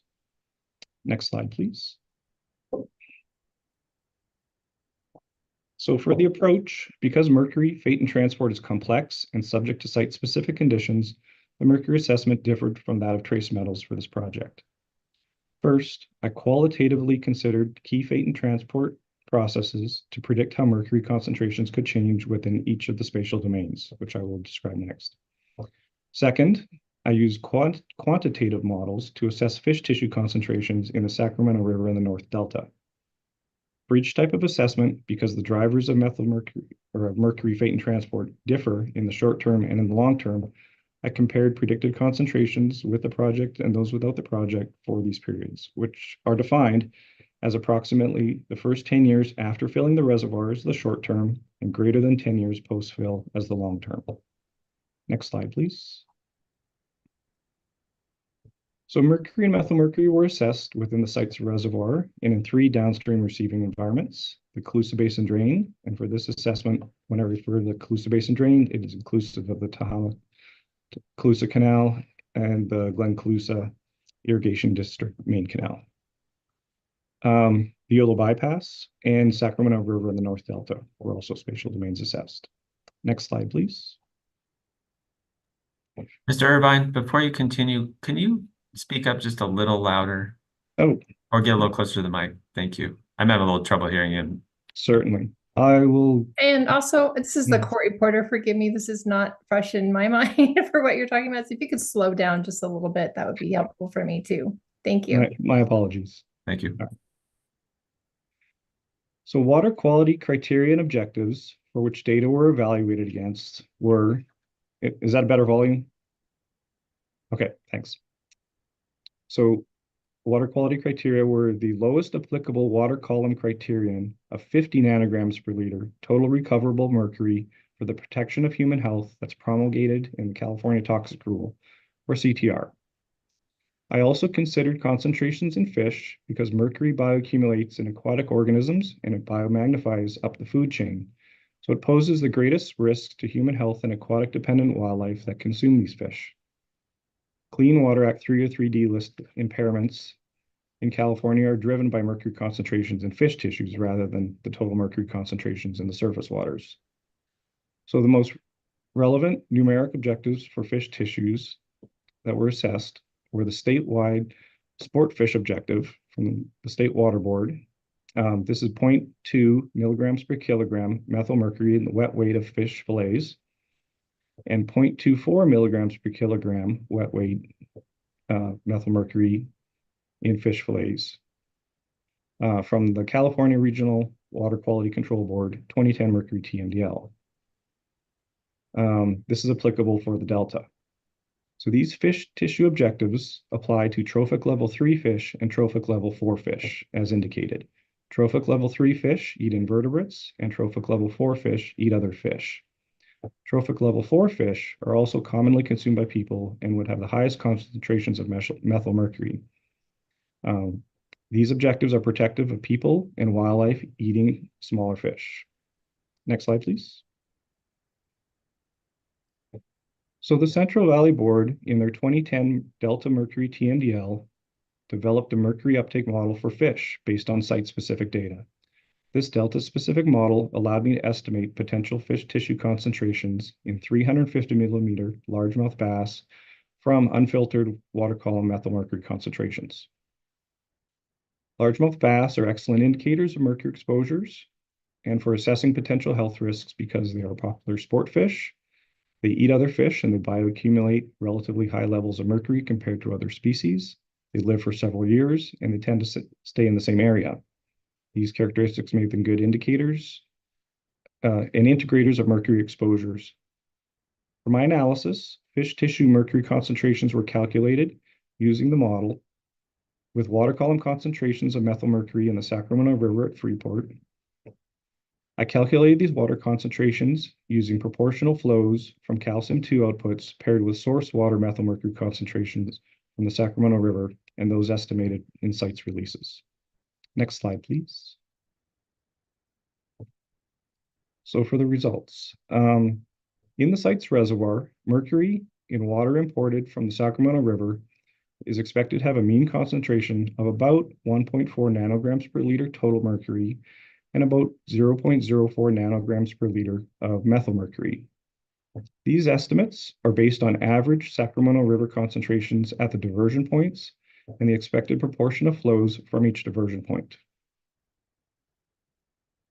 Total mercury is not expected to change much and concentrations in the site's reservoir will not exceed the CTR criterion of 50 nanograms per liter in the short term or in the long term. Methyl mercury is a small proportion of the total mercury, usually single-digit percents, but it is the form that is bioaccumulative, and it's affected by site-specific fate and transport processes to a greater degree than inorganic mercury. So briefly, methyl mercury in the water column is bioaccumulated into algae and then biomagnifies up the food chain as algae are eaten by zooplankton and fish, which are in turn eaten by larger fish.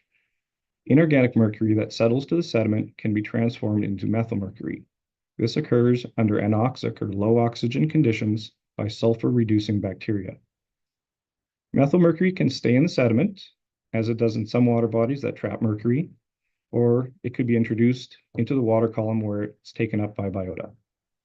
So many factors affect these processes, such as methyl mercury production is affected by oxidation reduction conditions, nutrients, suspended sediment, major ions, mineralogy, sediment grain size, and microbial community and organic carbon. Methyl mercury bioaccumulation in organisms is affected by the species, growth rates, food web complexity, trophic transfer efficiency, exposure time, the food availability and quality, habitat or vegetation, and hydrodynamics. So these site-specific and complex fate and transport, this site-specific and complex fate and transport of mercury is why it was not modeled in Site's reservoir. But based on the scientific literature, the transformation of inorganic mercury to methyl mercury is expected to be greatest in the first 10 years after filling, or the short term. In part, this is when organic carbon is greatest, and organic carbon fuels the methylating bacteria. This process tends to decrease after about 10 years. Average methyl mercury concentrations are expected to range from about 0.16 nanograms per liter in the short term to about 0.08 nanograms per liter in the long term, based on studies in other reservoirs. Next slide, please. Fish tissue concentrations were not modeled for sites because they'd be subject to these site-specific conditions that are not known, and it would be too uncertain. Therefore, for this assessment, fish tissue mercury concentrations in Site's reservoir, absent mitigation, could be similar to those in other reservoirs, ranging from about 0.47 to 0.85 milligrams per kilogram wet weight. And these would exceed the State Water Board's 0.2 milligrams per kilogram sport fish objective. This is not unreasonably adverse, as this is the condition that currently exists in other reservoirs near sites. If this occurs, signs would be posted and information made available to the public advising them about the types of and amounts of fish that are safe to eat. But moreover, mitigation measures will minimize methyl mercury generation and uptake into fish. These mitigation measures include no fish stocking for at least 10 years after initial filling of the site's reservoir when methyl mercury is potentially greatest. Next slide, please.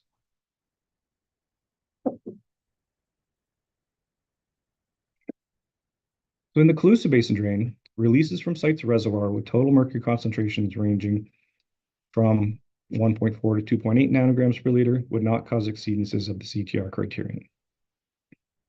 Fish tissue mercury concentrations in the Calusa Basin drain, but could increase in the short term during periods of releases from sites under certain conditions.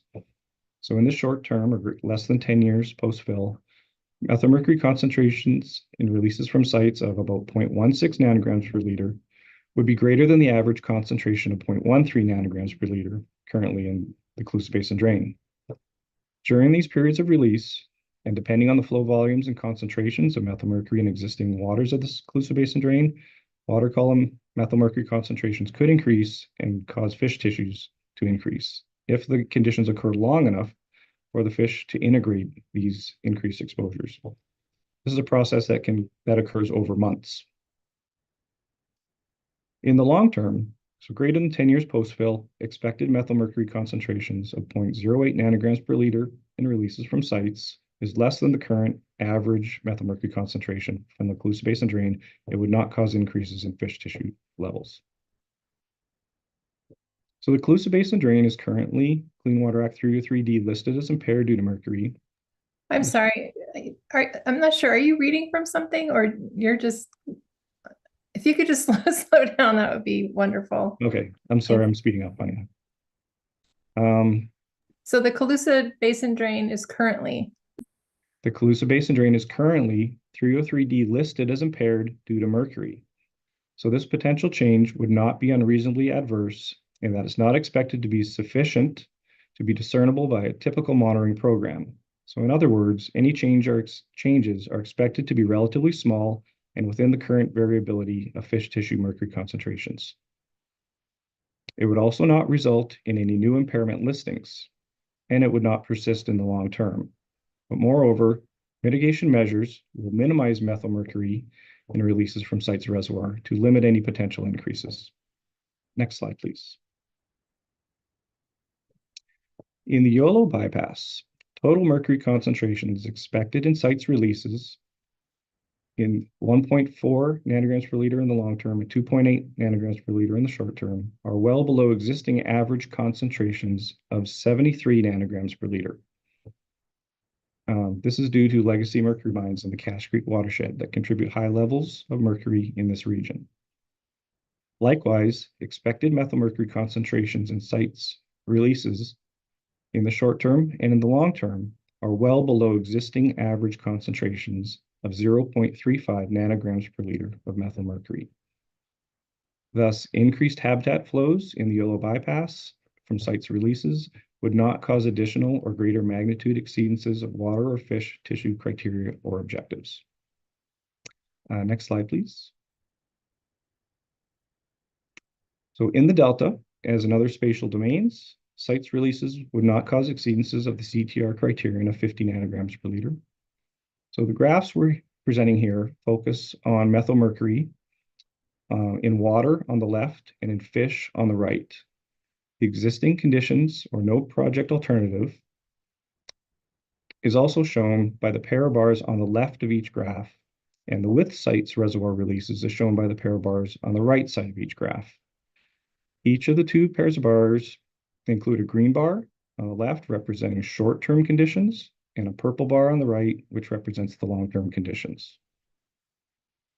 So sites releases would be substantially diluted by the Sacramento River, and the project would not result in measurable increases in long-term average methylmercury concentrations in surface water or fish in the delta in the short term or long term based on those long-term averages. So next slide, please. But to be conservative in this assessment, I also model potential changes in the delta associated with the project for the worst case conditions in dry and critical water year types. This is from July to November, and I apologize. It is from July to November, not from May to November, as indicated on the slide. This is when releases from sites would be greatest relative to background flows. At these times, sites releases would not result in measurable increases in methylmercury concentrations in surface water fish in the long term, those purple bars. However, in the short term, the green bars, methylmercury could increase to a degree. These changes would not be long-lasting, and any changes would occur slowly over months as concentrations in water are slowly integrated into fish tissues. Absent releases from sites in December through June and in other water year types, or with lower methylmercury in sites releases, fish tissue methylmercury would not increase. This assessment is also conservative because mercury objectives are typically evaluated over 1 year, whereas these data show fish tissues assuming equilibrium under these worst case conditions. Next slide, please. So mitigation measure WQ 1.1 is intended to minimize methylmercury generation in the site's reservoir and bioaccumulation of methylmercury into site's reservoir fish using the best available science. These actions are consistent with recommendations developed by the State Water Board in their 2017 Mercury TMDL and Implementation Program for Reservoirs draft staff report. Mitigation measure 1, removing vegetation prior to inundation will minimize the organic carbon in reservoir sediments. This reduces fuel for the transformation of inorganic mercury to methylmercury by bacteria under anoxic conditions. Number 2, no fish stocking for 10 years post-fill will avoid the period of time when methylmercury concentrations in the reservoir would likely be greatest. 3, fish sampling will confirm the absence of fish in the first 10 years post-fill and will assess mercury in fish once they become established in site's reservoir. Number 4, measuring methylmercury in site's reservoir surface water will inform adaptive management.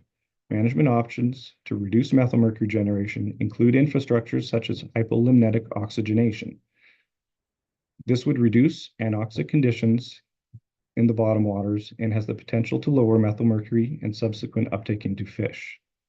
Number 5, reservoir fisheries management could include intensive fishing, stocking low mercury prey fish, stocking certain types of fish that are known to accumulate lower concentrations of mercury, such as rainbow trout. And the site's authority would implement these actions in coordination with the State Water Board and Regional Water Board. In addition, adaptively managing reservoir releases from the IO tower, according to the Reservoir Management Plan, which we heard about from Anne, will determine how to best meet project goals and can target specific water depths with low concentrations of methylmercury. Next slide, please.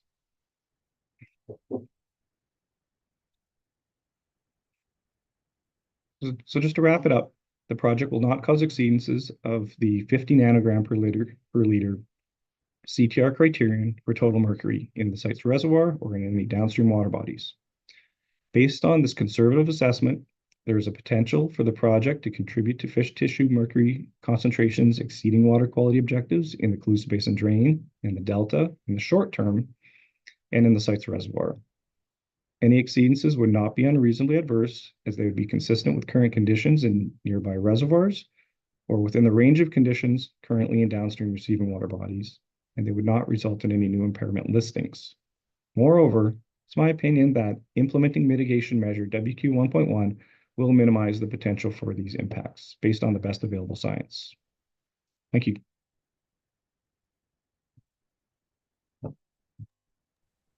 Thank you, Mr. Irvine. Yeah, thank you, Mr. Irvine. I have one question for you.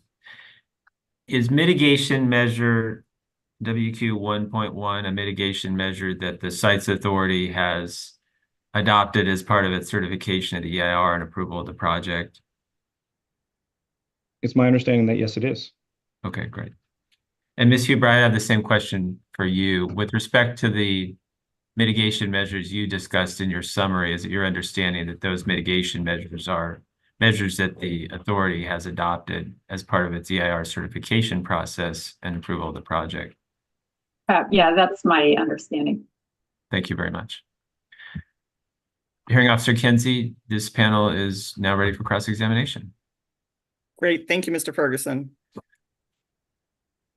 I'd like to go ahead. I think we had it was a short break, but we had a break this morning, so I'd like to forge ahead unless there are any objections to that. I see you here, Mr. Busher. You've been selected to be pinned on the screen.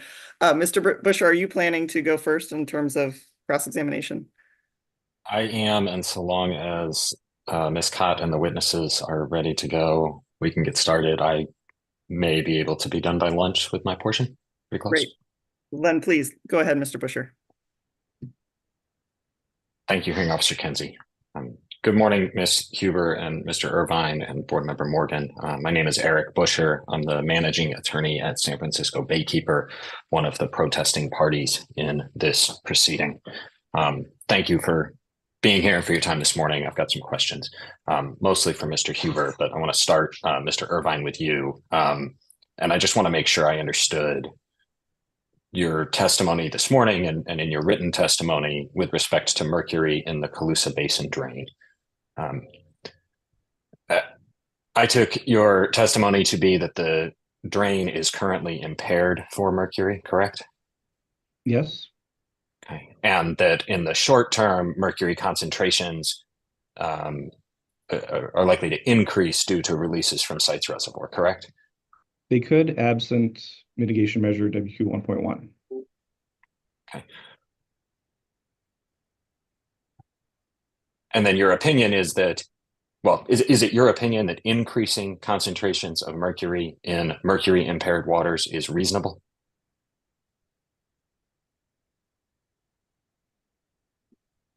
So there's a lot of uncertainty with the data. And small changes are within the variability of our models and assessment. And let's see, I'm trying to just think about how to phrase my answer. But no, we don't want to have increases in methylmercury in impaired waters. And that So is why, I apologize. that is why mitigation measure 1.1 has been adopted as part of the project. So on your summary slides this morning, cites 268, page 10, in describing the increase in mercury in the Colusa Basin drain, you say the potential change would not be unreasonably adverse. Right? The potential change you're referring to there is an increase in mercury concentration in mercury impaired waters, correct? Potentially, yes. Thank you, Mr. Irvine. I think that's all the questions I have for you. I think the rest of mine are for Ms. Huber. So I appreciate your time. Ms. Huber, do you agree it is important for the site's authority to try to avoid releases from the reservoir that would allow for the spread of HABs or toxins? Yes. Do you agree it's important for the site's authority to try to avoid releases of non-mercury metals from the reservoir? Yeah, but I would like to clarify that there's some amount of trade-off. I think, small increases in, I don't know, cyanotoxins might be acceptable if there's, a big need for water supply. So we'll come back to the trade-offs and the degrees, but my question is just, right, is it important to try to avoid those releases of cyanotoxins from the reservoir?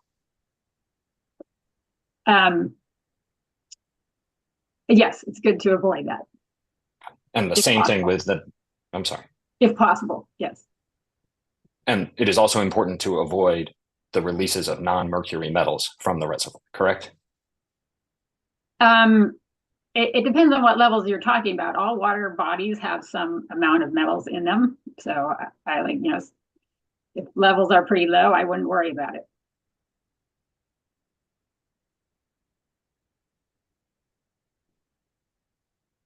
Do you have a definition for pretty low? Below the water quality objectives for aquatic life. And when you say the water quality objectives, is that going to be in the receiving water or in site's reservoir? What would be coming out of site's reservoir?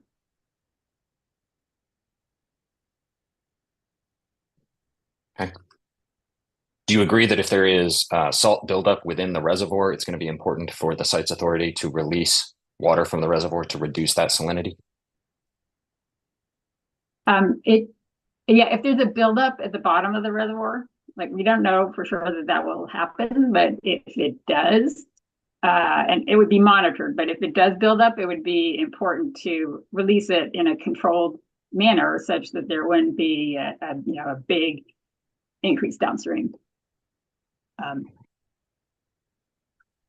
Yeah. And then with respect to temperature, do you agree that for the site's project, it is important to avoid releases of water from the reservoir that are less than 65 degrees due to rice farming? Wait, say that again. It's important to have it less than or more than? Avoid releases that are less than 65 degrees.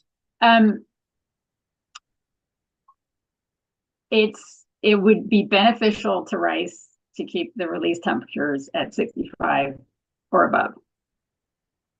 And I'm sorry. Yeah, so I guess I wouldn't consider it a project impact to release temperatures that are less than 65. It just means there would be less benefit for rice growers nearby. Okay. And I understand you're not testifying about fish impacts, and I'm not trying to corner you into doing so.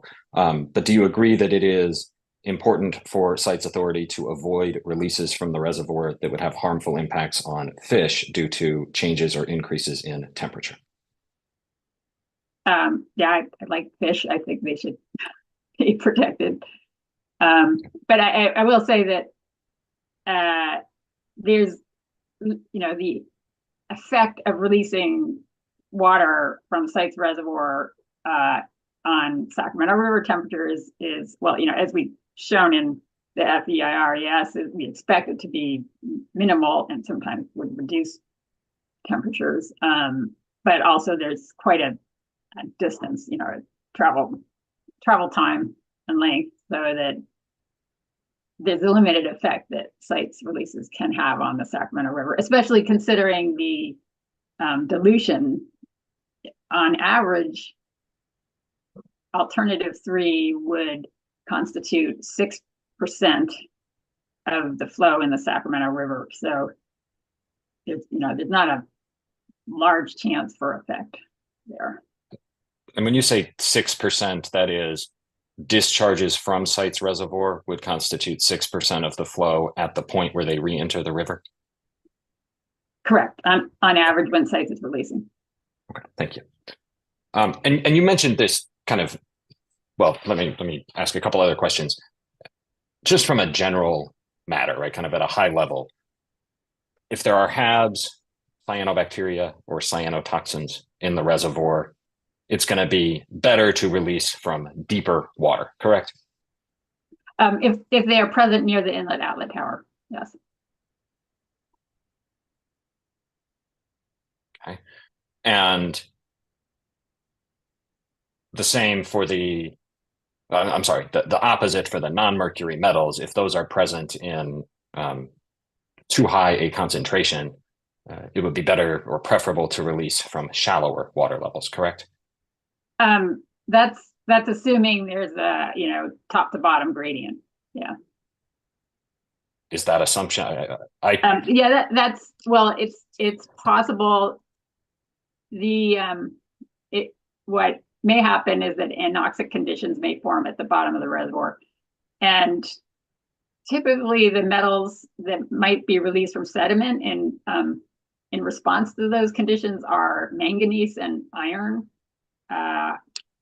which may be ones that are of lesser concern. So I think it's something that will need to be evaluated based on measurements. But in general, yes, higher. Or if that situation arises, yes, higher would be better. And if there is salinity buildup within the reservoir, right, those releases that you described, right, have to be done in a controlled manner, but those need to come from deeper in the reservoir, correct? Yes, and we're expecting that any buildup would be very slow, so there would be good opportunities to release that water. Like in the chapter 6 of the FEIR-ES, we estimate if the salt pond water were to accumulate at the bottom of the reservoir, it would take 74 years before it reached the low level intake. So yeah, the rate of accumulation should be low. And then you discussed this a little bit on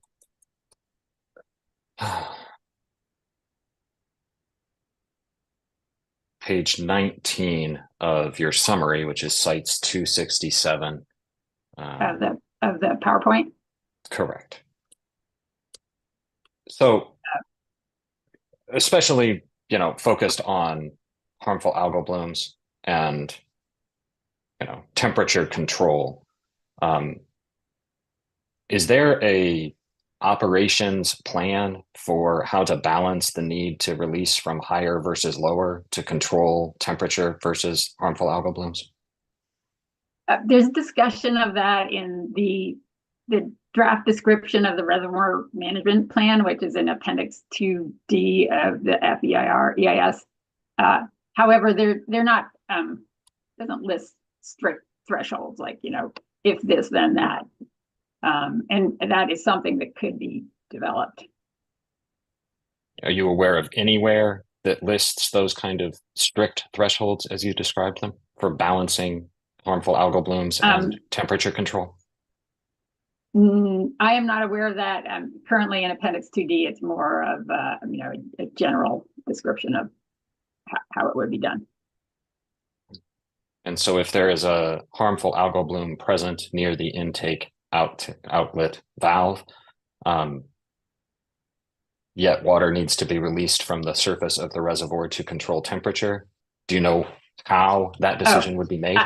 Well, okay, I don't know if it's specified in the reservoir management plan. Like, I personally would avoid, like, if there's a lot of cyanotoxins near the inlet outlet tower up high, then I think that, the rice growers could forego their, warm water. I mean, yeah. And is that your opinion as to what should happen, or something that sites has, a policy about what would happen? That is my opinion. And are you aware whether sites has any plan either to follow or not follow that opinion? But it would be conjecture. I mean, I can make it. Yeah. You haven't seen anything that sites is agreeing or disagreeing with the opinion you expressed in terms of how it plans to operate? Correct. Do you agree that how that decision is made, whether sites followed your opinion or went in a different direction, would have impacts or potential impacts on water quality due to harmful algal blooms? I could say that I know the Sites Authority does not want to harm water quality. And I think the decision to be made will depend on the exact circumstances. For example, if the water to be released from Sites Reservoir, on a particular day is going only for rice growing, then the releases could be targeted for rice growing conditions. But if it's going farther downstream to the Sacramento River, then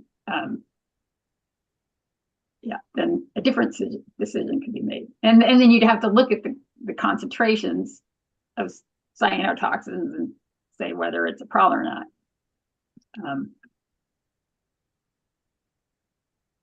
Yeah, I mean, so it will be hard to make a reservoir management plan that looks at all conditions. So I think maybe a general framework is appropriate.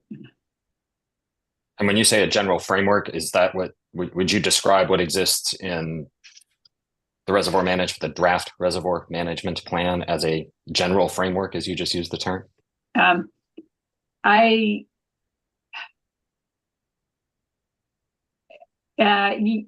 Yes. Perhaps eventually the reservoir management plan will have some more specificity than what's in the appendix. As it stands now, do you think it has sufficient specificity to constitute a general framework, as you've used the term?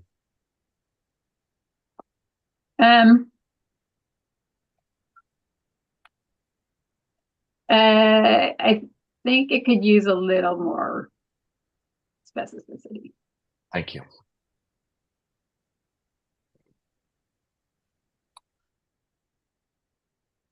On page 4 of your slide presentation this morning, this is again sites 267. You say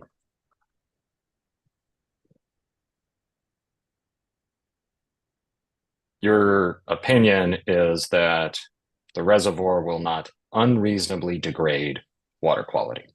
What does unreasonably mean? An unreasonable adverse effect is one that would substantially shift the distribution of values such that there would be a more than de minimis increase in exceedances of appropriate water quality objectives. I will acknowledge that in many cases, an evaluation needs to be qualitative or semi-qualitative due to the lack of data or advanced knowledge. And it also considers the benefit trade-off.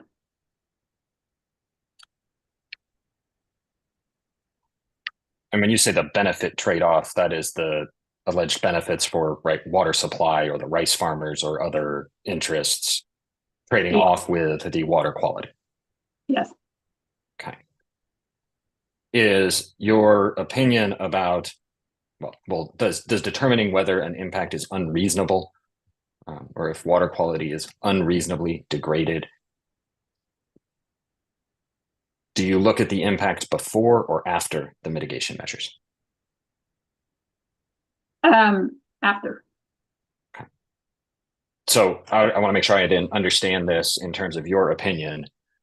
Your opinion is that the reservoir will not degrade water quality after mitigation, given the other benefits that the project purports to provide. Correct? Wait, sorry, say that again. It will not. Oh, you said not unreasonably degrade right. Unreasonably degrade water quality after mitigation, given the benefits of the project. Correct.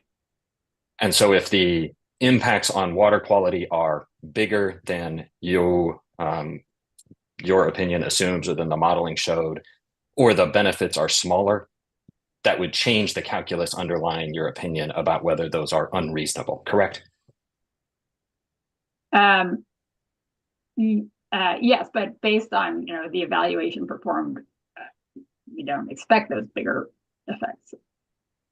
And I appreciate that. I'm not trying to argue with the evaluation performed, right? But if there is either less benefit or more harm, right, that's going to impact your opinion about whether it is unreasonable.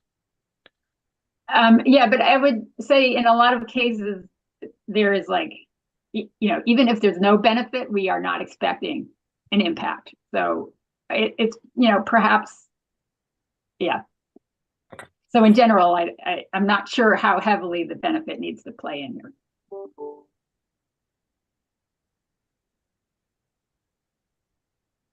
Is there a reason you included the benefit in your analysis in that respect, or in that case? Well, I'm thinking particularly say in this situation, if there's a harmful algal bloom near the inlet outlet tower, and some small concentration of cyanotoxins needs to be released from the reservoir.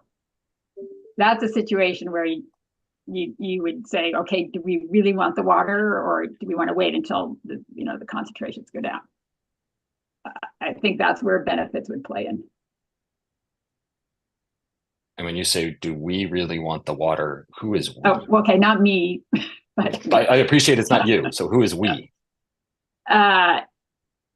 It would be, okay, I'm not going to say. It could be a joint decision. I'm not sure who would make that decision. But clearly, input would come from the storage partners. Who want the water released, correct? Yeah, right. Yeah, okay. On page 8 of your presentation, you refer to mitigation measure FISH 9.1. Oh, yeah. So 2 questions here. Do you have any opinion on whether the reductions in delta outflow that you described there will negatively impact long fin smelt? I did not do that evaluation. Okay, that's for the FISH panel. Yes. And do you have any opinion on whether the tidal habitat restoration you're describing in that mitigation measure will benefit long fin smelt? I expect it would, but you should ask them.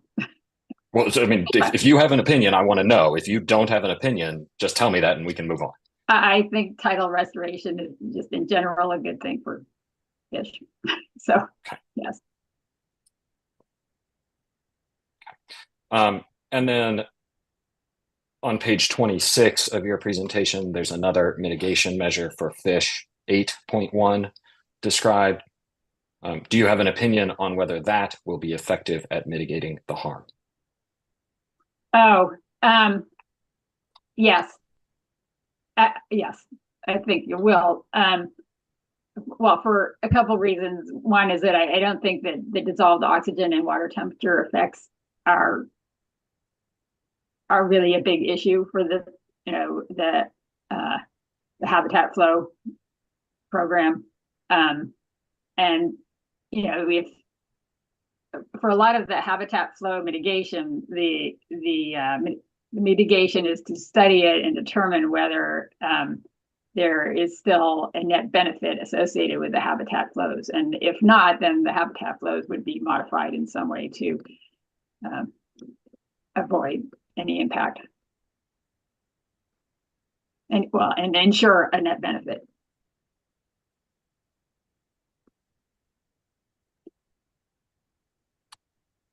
Yeah, maybe it's not clear that this mitigation measure is solely associated with the habitat flows, or the concern is solely associated with the habitat flows, which would move Colusa Basin drain water and sites water through the yellow bypass.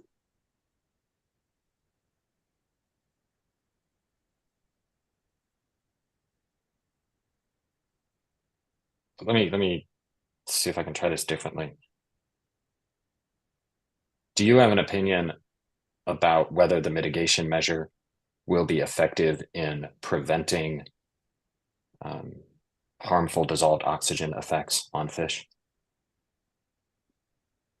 Yeah, so the concern is about the moving the water through the yellow bypass.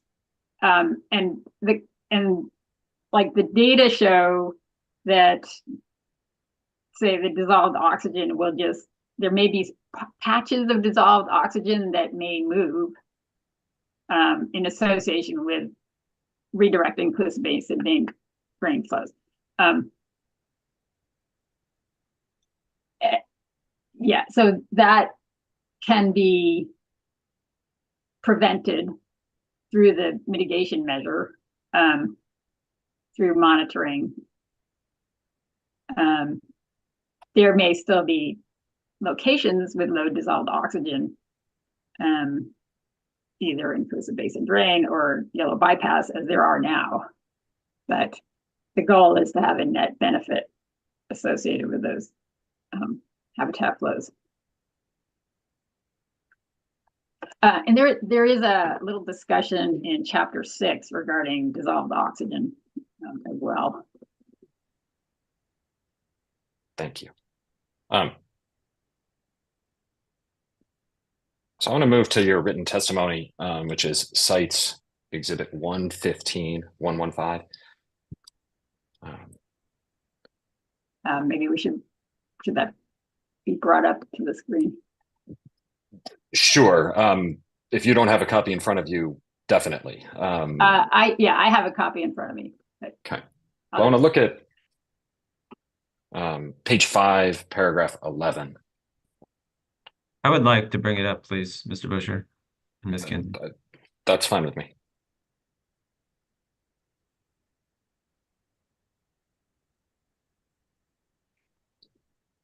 So starting at line 12, there's a sentence that begins the use of. Do you see that, Ms. Huber?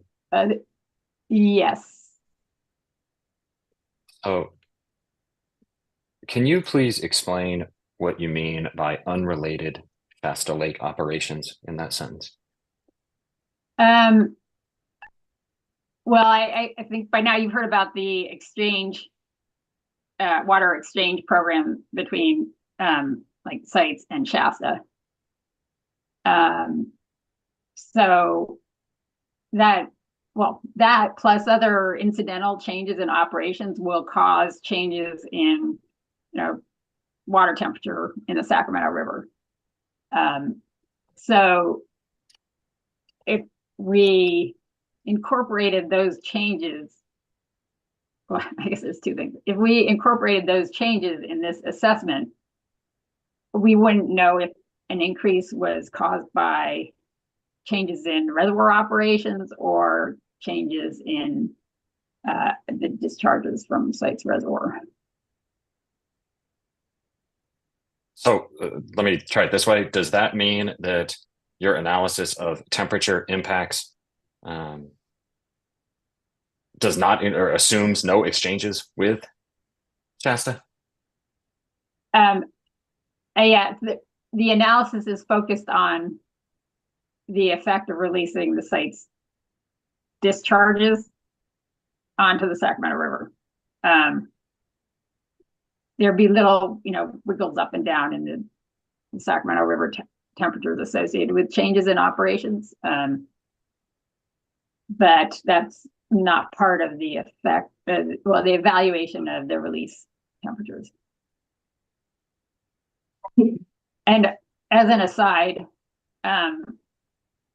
the temperature model provides the HEC 5Q water temperature model of the Sacramento River only extends down to Butte City. So there's two reasons for not looking at variable upstream water temperatures in the Sacramento River. We're just focused on the effect of the discharge on the Sacramento River. Does that focus on the effect of the discharge on the Sacramento River mean that you're assuming there is no change in Sacramento River temperature as a result of any exchanges or changes in Shasta Lake operations? Only for this evaluation. Fair enough, right? For this evaluation. Yeah. Okay. And I think you've answered part of my next question. If we move up to line 7, you talked about the actual temperature data.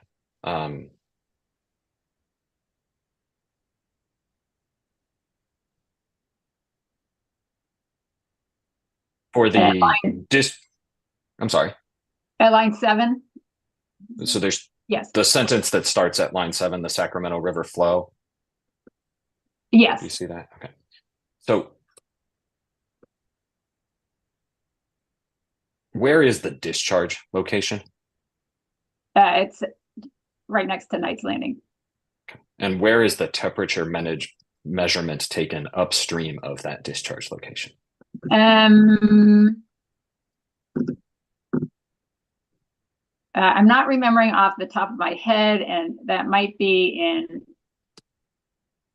appendix 2. No, what would it be? Well, it's in one of the water temperature appendices. I can figure that out for you if you want to wait while I look for it. But, do you have, I mean, I'm not looking for like an exact number of river miles. What I will tell you is, let's see, it might have been Wilkins Slough. Okay, I'm not going to speculate, but I will say that the farther upstream it is, the larger the potential for there to be an increase associated with the discharge. So if it was like way upstream and we said, oh, the temperature is coming in at Knight's Landing is cooler than what really would happen, then the discharge from sites could potentially warm that up more than what would actually happen. You see what I mean? Like, so say the temperature coming from the Coos Bay, the drain and sites is at 65 degrees. And say the temperature at Knight's Landing is 65, then clearly there would be no effect. But if we said, oh no, this temperature above Knight's Landing is, at this measurement site is 60 degrees, then there would be a warming. We would calculate a warming that wouldn't actually happen. Thank you. I appreciate that. And your understanding is that specific location is in that appendix that you referred to. Yeah, I think it's somewhere. Okay. That's fine. Thank you. If we go down to paragraph 13 on the same page of this, your testimony, this describes a, as you put it, below 1 degree increase in temperature due to diversions. Is that correct? Yeah. Wait. Sorry. Tell me again where you are at. Paragraph 13. baseline. Oh, yes. Yes. Okay. Is that 1 degree or below 1 degree? Well, let me start that over. Is that temperature increase incorporated into your analysis of the downstream temperatures as a result of Sites Reservoir? No, like we were talking about, we assume a constant. Well, I'm sorry, one more time, like we talked about. We assume no change in Sacramento River temperatures between the scenarios. Okay, thank you. And then that's specific to the the one evaluation I did of the discharge temperatures, not the fish assessment. Thank you. I appreciate that. Yeah. And then just briefly on paragraph 14,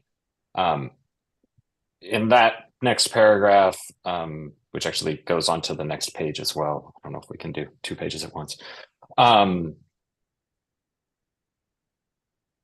in your testimony or your presentation this morning, you referred to the basin plan temperature objective that discharges don't increase water by more than 5 degrees.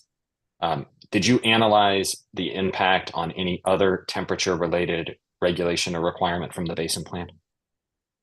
No, I understand there is a 68 degree Fahrenheit objective.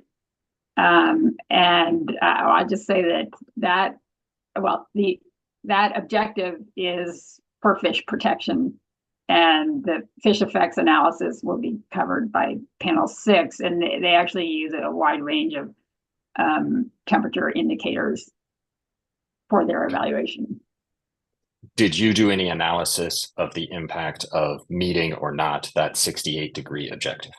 No. Objection asked and answered. Yeah, that was asked and answered. Did you analyze the impact of any other temperature regulation or requirement outside of the basin plan in your testimony for today? No, I mean, like, honestly, the concern regarding temperature is for fish. Yeah. So and I apologize, I'm going to clarify this one more time. Do you have any opinion on whether that 68 degree temperature requirement in the basin plan is or is not protective of fish and wildlife? Oh, I think it's very, it's general, and then the actual temperature requirements for fish varies by fish and life stage and location. And that the fish temperature evaluation is more specific to those requirements.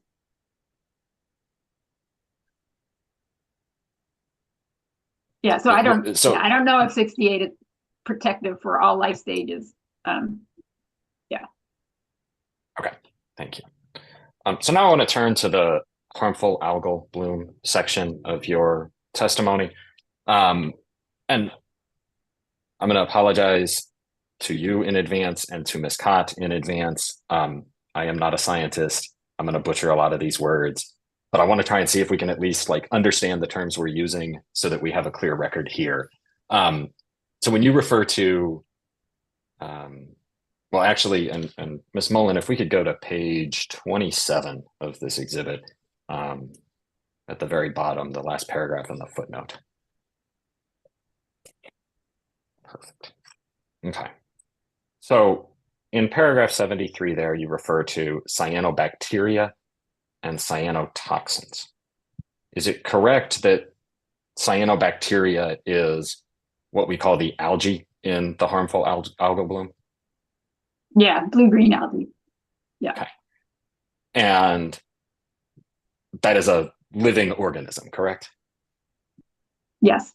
Okay. And then the cyanotoxin, right, is the toxin that cyanobacteria, or that comes from cyanobacteria, correct? Yes. Okay. And that toxin is not a living thing, correct? Correct. Okay. And do I have this generally correct that for at least the algae and toxins relevant to this testimony, generally that toxin is released when the bacteria or algae dies and the cell wall decays, correct? Not always. I mean, they can release the toxin before they die. And when you say before they die, is that just like a timing issue or? No. Okay. And they can release toxin, stay alive, survive for longer, and then release more toxin later. And that's my understanding. Okay, thank you. They can also release toxins when they die or when their cell wall decays, correct? Yeah, and the fate of the toxin sort of depends on, what happens to the cyanobacteria cells. Like if they sink to the bottom, of a water body, my understanding is it's more likely then that the cyanotoxin will adhere to sediment as opposed to float free in the water. That's just my general understanding, but so it just the amount released depends on factors. Thank you.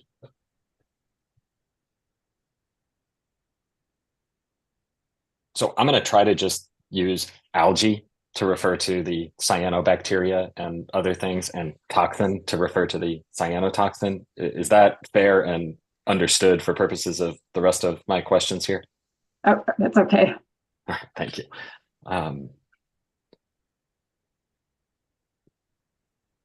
And then in the footnote, you define a harmful algal bloom as an instance where the algae grows out of control. Is that correct? Yes. Okay. And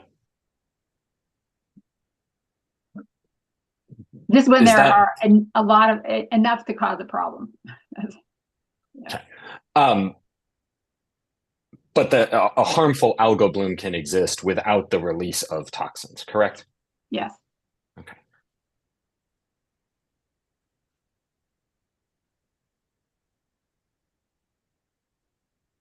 So do you agree that once the project is operational, conditions would be favorable for the initiation and maintenance of HABs in the site's reservoir?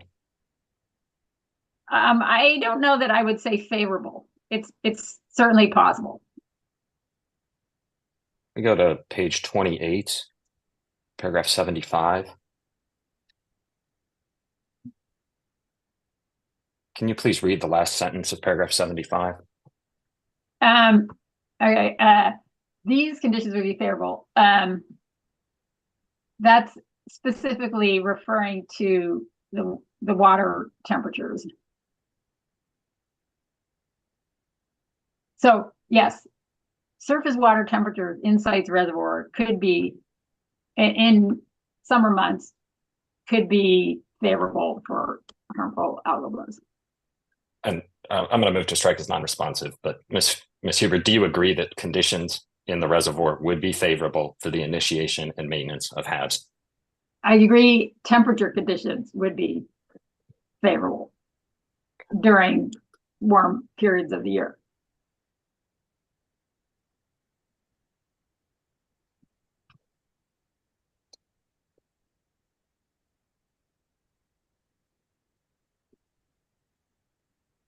Can you define the difference between initiate and maintain as you used in that last sentence? Oh,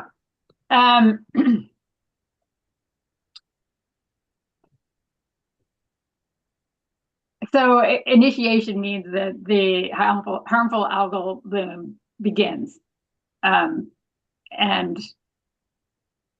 maintenance means it can continue for a certain amount of time. And I have to say that sentence is vague because all HABs run out of, generally run out of nutrients. So, so there's a starting and a certain duration of the harmful algal bloom.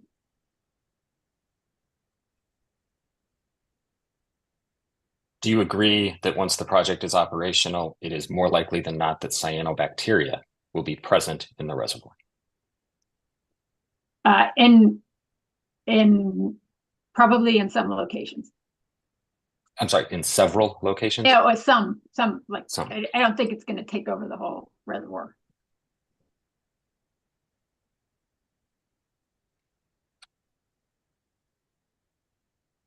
And when you're talking about initiating and sorry, I think I froze for a second there. Let me start over. When you talk about initiating and maintaining harmful algal blooms, is that a year over year? These things are likely to exist, or just No. within a season? Yeah, so they'll start growing. You know, maybe the conditions will be suitable starting in. I think we said temperatures might be suitable in May. That might be early. So they start growing in May, and then they could either die out due to lack of nutrients. But if they don't, then they can continue to grow. Well, and we're assuming that the other conditions are suitable, like water column stability. So let's say they're growing in a sheltered cove. There's water quality stability. Then, and if there's enough water quality stability and enough nutrients, they could grow all the way until temperatures drop, at which point they would die, or not die. Well, the bloom would stop, and many of them would die. Would it be right if, let's hypothetically say, right, in year 4 of reservoir operation, that process you described where a bloom starts and then lasts through the season and then ends, is it more or less likely that a bloom occurs in year 5?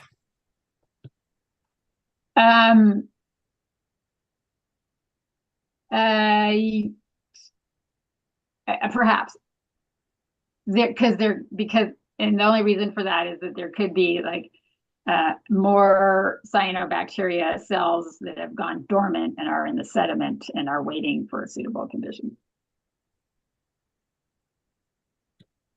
So you would expect the cyanobacteria present in the reservoir to persist year over year, if not actual harmful algal blooms, right? Out of control growth of that bacteria.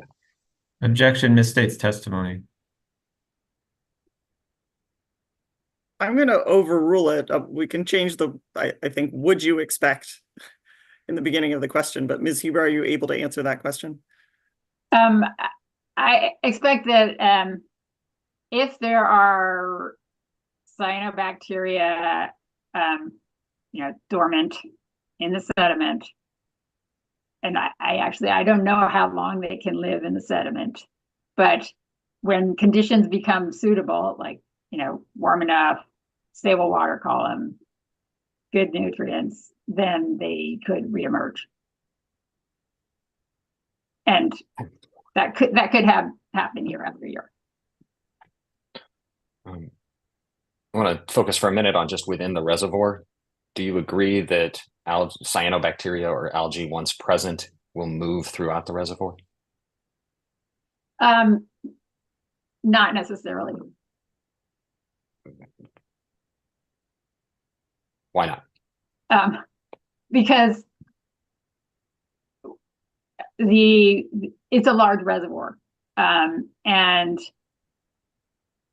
HABs will, they could spread, but it's not like it's a blender and they're going to be spread uniformly throughout the reservoir. They will be at highest concentrations where conditions are suitable. And I appreciate that. I'm talking about just the algae, right? Not a harmful, out of control growth of algae. And oh, well, okay, it's true that once a bloom forms, there are certain processes that could move, a small number of cells in various spots through the reservoir, but conditions would need to be suitable for those cells to, reproduce to the point where it would be a new bloom.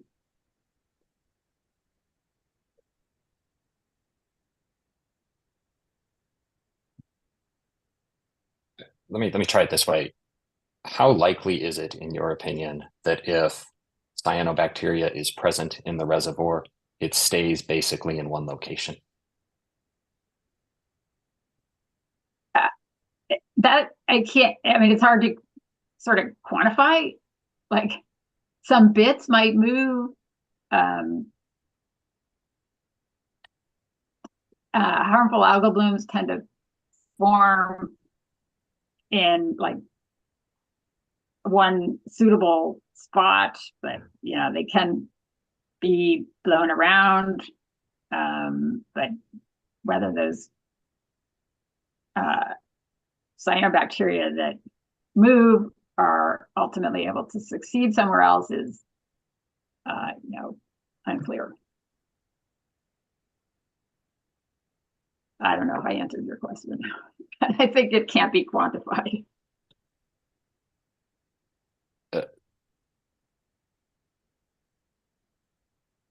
So I appreciate that it's hard to put a number on that likelihood.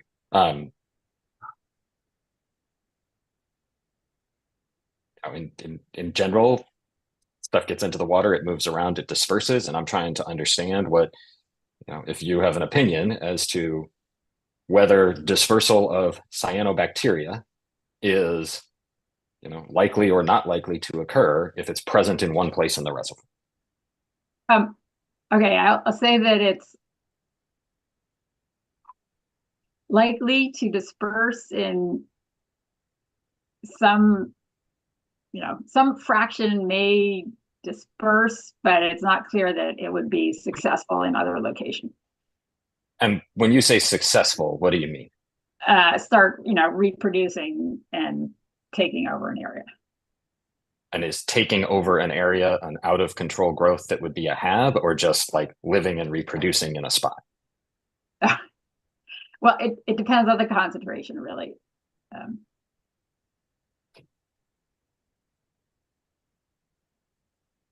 There are like low concentrations of cyanobacteria in many locations, like maybe everywhere. Okay, maybe that's an exaggeration, but they are in many places. Would you expect? And not, oh, I'm sorry. I wouldn't call them HABs. Yeah. Okay. All right. Thank you. I apologize. I did not mean to cut you off. Would you expect cyanotoxins, if they are present in the reservoir, to disperse and move throughout the reservoir? Well, my answer is similar. They would move in, they could disperse in small levels, but they're not going to disperse uniformly through the reservoir. Or small concentrations, I say, not numbers.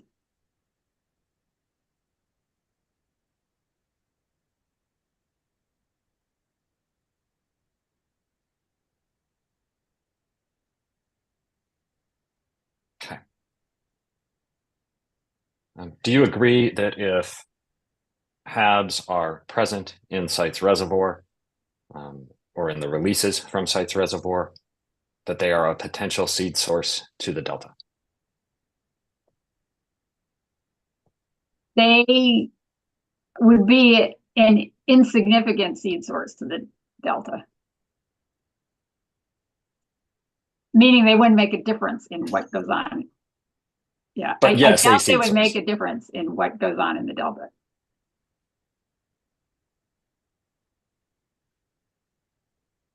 So I read your testimony the same way you just described it.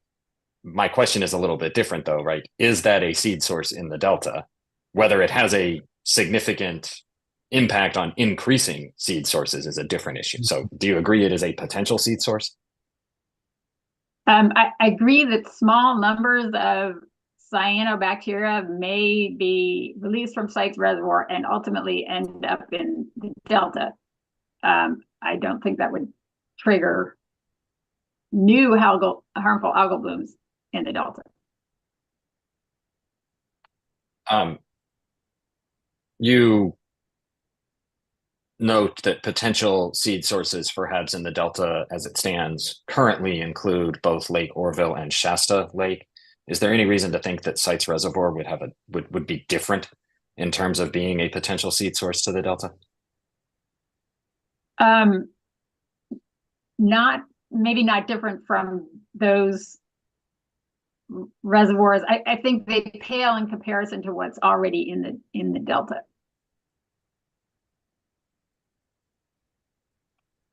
And then now shifting, well, do you agree that if cyanobacteria are discharged from the reservoir, that they will move with water flow? Yes. I mean, did I agree or disagree? Sorry. Do you agree with that? Yes, I agree with that. Okay.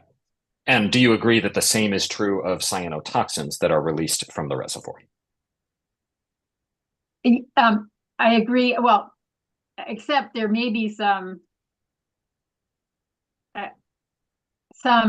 settling and, some like death and decay of cyanobacteria and some degradation of the cyanotoxins. But the ones that, bacteria and the toxins that stay in the water will move with the water.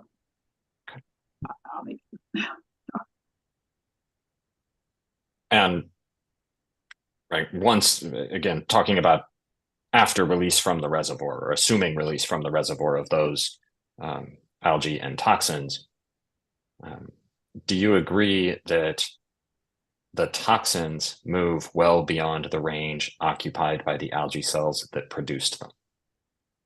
Objection vague. Mr. Busher, actually, can you repeat the question? I'm not sure I understood you. Do you agree that cyanotoxins move beyond the range occupied by the algae cells that produced those toxins? I think that is vague because I don't understand. What do you mean by that? Well, I can clarify. You understand the question? Okay. I think the answer is yes. The cyanobacteria can produce toxins, and then they may die and sink to the bottom of the water column, and the toxin may remain in the water column and be, travel with the water flow into a place that the cyanobacteria that produced it never reached. Right. Okay, thank you. Do you agree that those toxins bioaccumulate in fish, wildlife, and shellfish? I think I've seen some studies in that there are a lot of variables. Like it depends on the species, it depends on the concentration. I did see some information that indicated it does not particularly accumulate in the meat of fish. But I'm not going to claim to be an expert on that. I just know that it's complicated and depends on a lot of factors.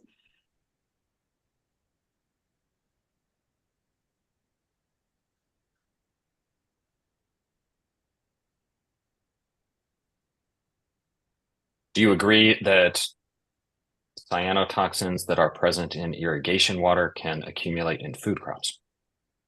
My answer there is similar too. I think the study of the fate of cyanotoxins in irrigation water is like immature. People have done like hydroponic studies. I'm sorry, I'm having trouble. A number of studies that they show. Ms. Huber, can you pause for a moment? I think you were cutting in and out shortly there. I'll look to Ms. Cott. Where do you need her to pick up? Okay. I think the study of the fate of cyanotoxins in, irrigation water is like, did you say immature? Immature. Yeah. I'm sorry, one more time. Yes. Immature or just beginning. There are a fair number of studies, and they show a lot of different things. And the effect depends on, the concentration and the crop, and the portion of the crop that you're evaluating to do, I just think that there are a lot of questions that, that a lot more research is needed to be able to say this concentration will go to this location and this crop and, affect consumers. I don't think that information is well established. Ms. Mullen, could we put AHO 73 on the screen at And page Mr. 20? Yeah, Oh, sorry, I'm go sorry. ahead. I'm going to do a time check on you because I would like to break right around noon. Is this a good time to break, or would you like to get through a few more questions? Let me at least get through this slide or this exhibit, and then I probably have less than 10 minutes. I understand you have other places Right. to be, and if I have to do that after lunch, then so be it. That's fine. And page 27, please, Ms. Mullen. And it is the last full paragraph on the page. Ms. Huber, the first sentence of this paragraph says cyanotoxins can accumulate in aquatic and terrestrial organisms, correct? Yes. And the last sentence in the paragraph indicates that cyanotoxins present in irrigation water have been shown to accumulate in food crops, including rice, correct? Yeah, and it depends on, what level of cyanotoxin and what type of cyanotoxin we're talking about.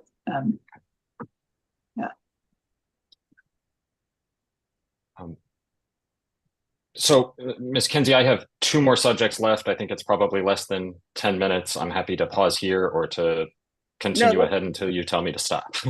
Let's go ahead. All right. Please. I appreciate that. I want to turn to your testimony about biodegradation that you mentioned this morning and that's in your report. First, just a basic question here. When you're talking about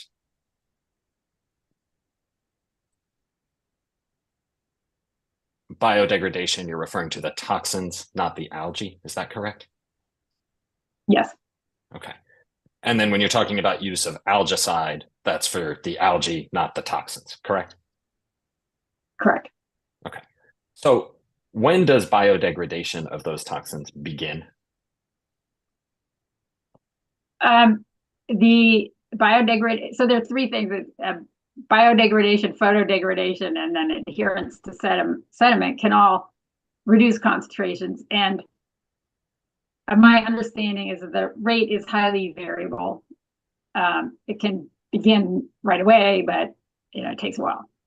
Okay. Or a small amount might disappear right away, but it'll be a while before it all disappears. Okay. If we look back at that same exhibit, AHO 73, page 27 again.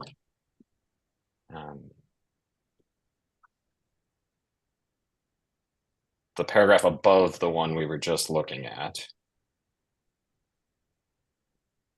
The second sentence, I think. Oh, I'm sorry. Well, let's go with the fourth line. Biodegradation rates vary. Do you see that, Ms. Huber?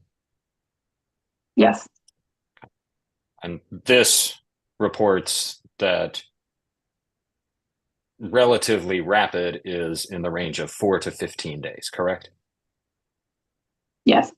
Okay. How long does it take the releases from Sites Reservoir to reach the delta?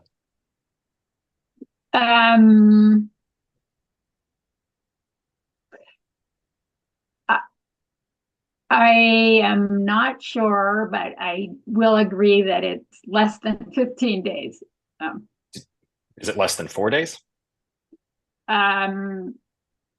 It's sort of, well, it has to go through Funk's Reservoir.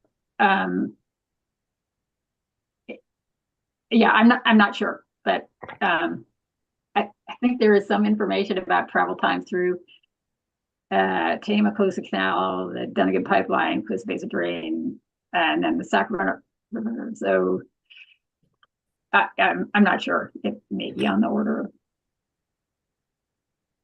4 days. I'm not sure. Okay. Less than 15, maybe, or maybe not less than 4. Right. Okay.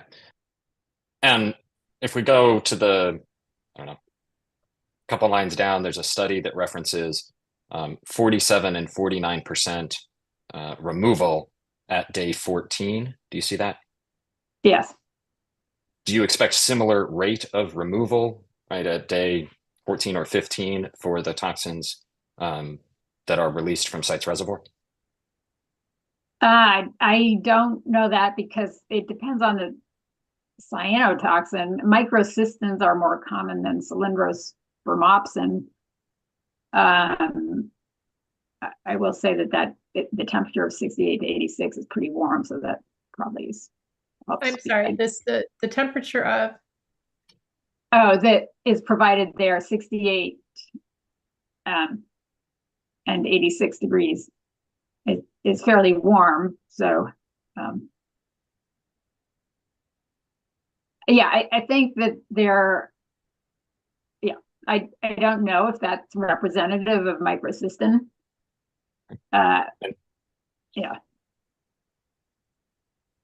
Do you have any estimate for the percentage removal that biodegradation will allow for microcystin over that, 4 to 15-day period, or at the back end of that 15-day period? I don't. Okay. It just will be something. Yeah. Okay.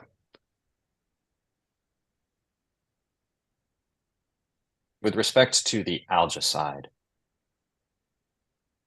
do you have an estimate for how much algicide would need to be applied to control the algae or bacteria released from the reservoir? Well, I will say the primary tool for preventing release is through actions at the inlet outlet tower, releasing water deeper in the reservoir, and potential actions to reduce harmful algal blooms in the reservoir. So I suppose little bursts of cyanobacteria could be treated in the canals. I don't know if that. I'll just say that we know that there is an algicide program for the canals, which could kill some cyanobacteria if they are released. I don't know if that would become a program for treating cyanobacteria. Is that to your knowledge, is that a mitigation measure or plan that's been adopted by sites as part of this process? No.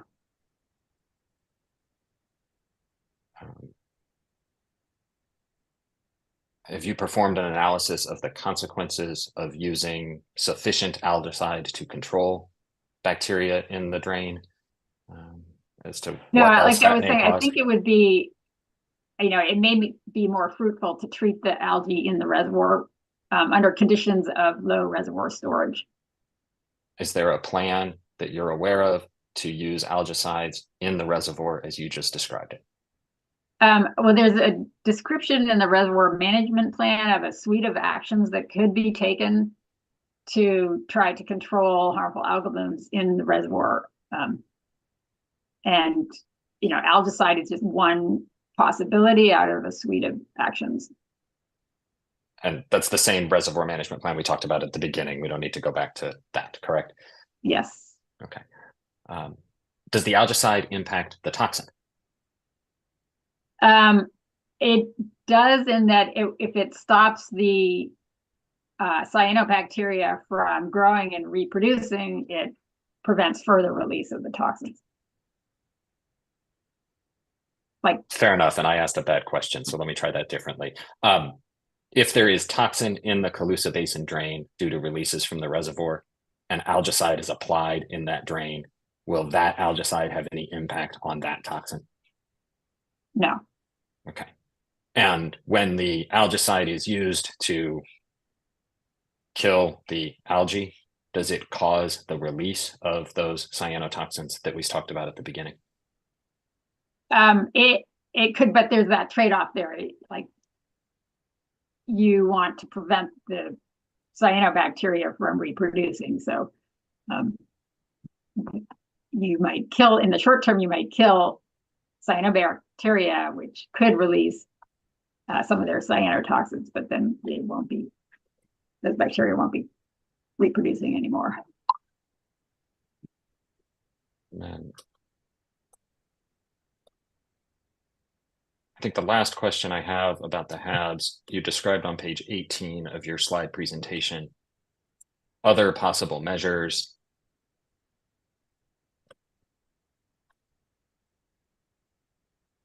Are those all described in the reservoir management plan? Yes. And is it correct to say that there is no promise or guarantee that any one of those individual measures will be implemented?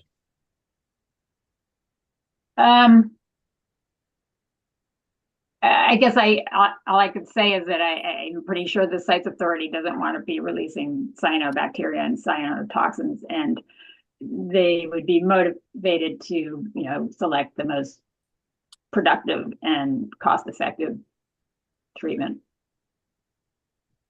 But there is no current promise or guarantee that either the most effective or cost-effective treatment or some other of those other possible measures will in fact be implemented, correct? Well, other than they've sort of committed to the reservoir management plan. So, yeah. I think that's all I've got for this witness. I know Mr. Schutz has some questions for this panel, but I appreciate you sticking around for an extra 7 minutes. That was great. No, it was faster than you anticipated. So thank you, Mr. Pusher. I will, just before we break, let me see if I can get a guesstimate. I'm sure the panel 4 is wondering if they're going to have to appear here today. Mr. Schutz, do you have a guesstimate on your cross-exam? I'm going to guess an hour to an hour and a half. Mr. Busher covered some of the territory that I was planning to cover, and so I'll have to look and see how much I can reduce, but I'd say an hour and a half would probably be a reasonable estimate. Thank you. And then, is there anyone else? Mr. Fisher, I see you're on camera. Do you have an estimate for questions? 5 to 7 minutes. Okay, thank you. And is there anyone else from the NGO collective, if I may call it that? Then I will look to you, Mr. Reese. Do you have questions for this panel? Yes, briefly, probably 10 to 15 minutes. And I think Ms. Meserve will have some questions. And Ms. Meserve, is it similarly short? Well, it will depend a little. I'm trying to listen, for what questions get asked, and there's been a little bit of overlap, but I would estimate 20 minutes. Okay, thank you. And then I know Mr. King had some written questions that he submitted to me. And I don't know if Mr. Ornbaum is still on. Mr. Ornbaum, if you're still on, do you have questions for this panel? May not be. I think with that, even if we break and come back I was thinking of coming back at 1 o'clock, slightly shorter break. It sounds like we may get to panel 4. So if Mr. Hitchings and Mr. Ferguson, if you would be prepared for us to forge on till the end of the day on a Friday, please do. Yes, please we will be. Great, thank you. And with that, let's break for lunch. I will see you back here at 1 o'clock. You will have to relog into the Zoom, please. And Ms. Huber, thank you for your time. I forgot to say that at the end when I was done, but I appreciate it.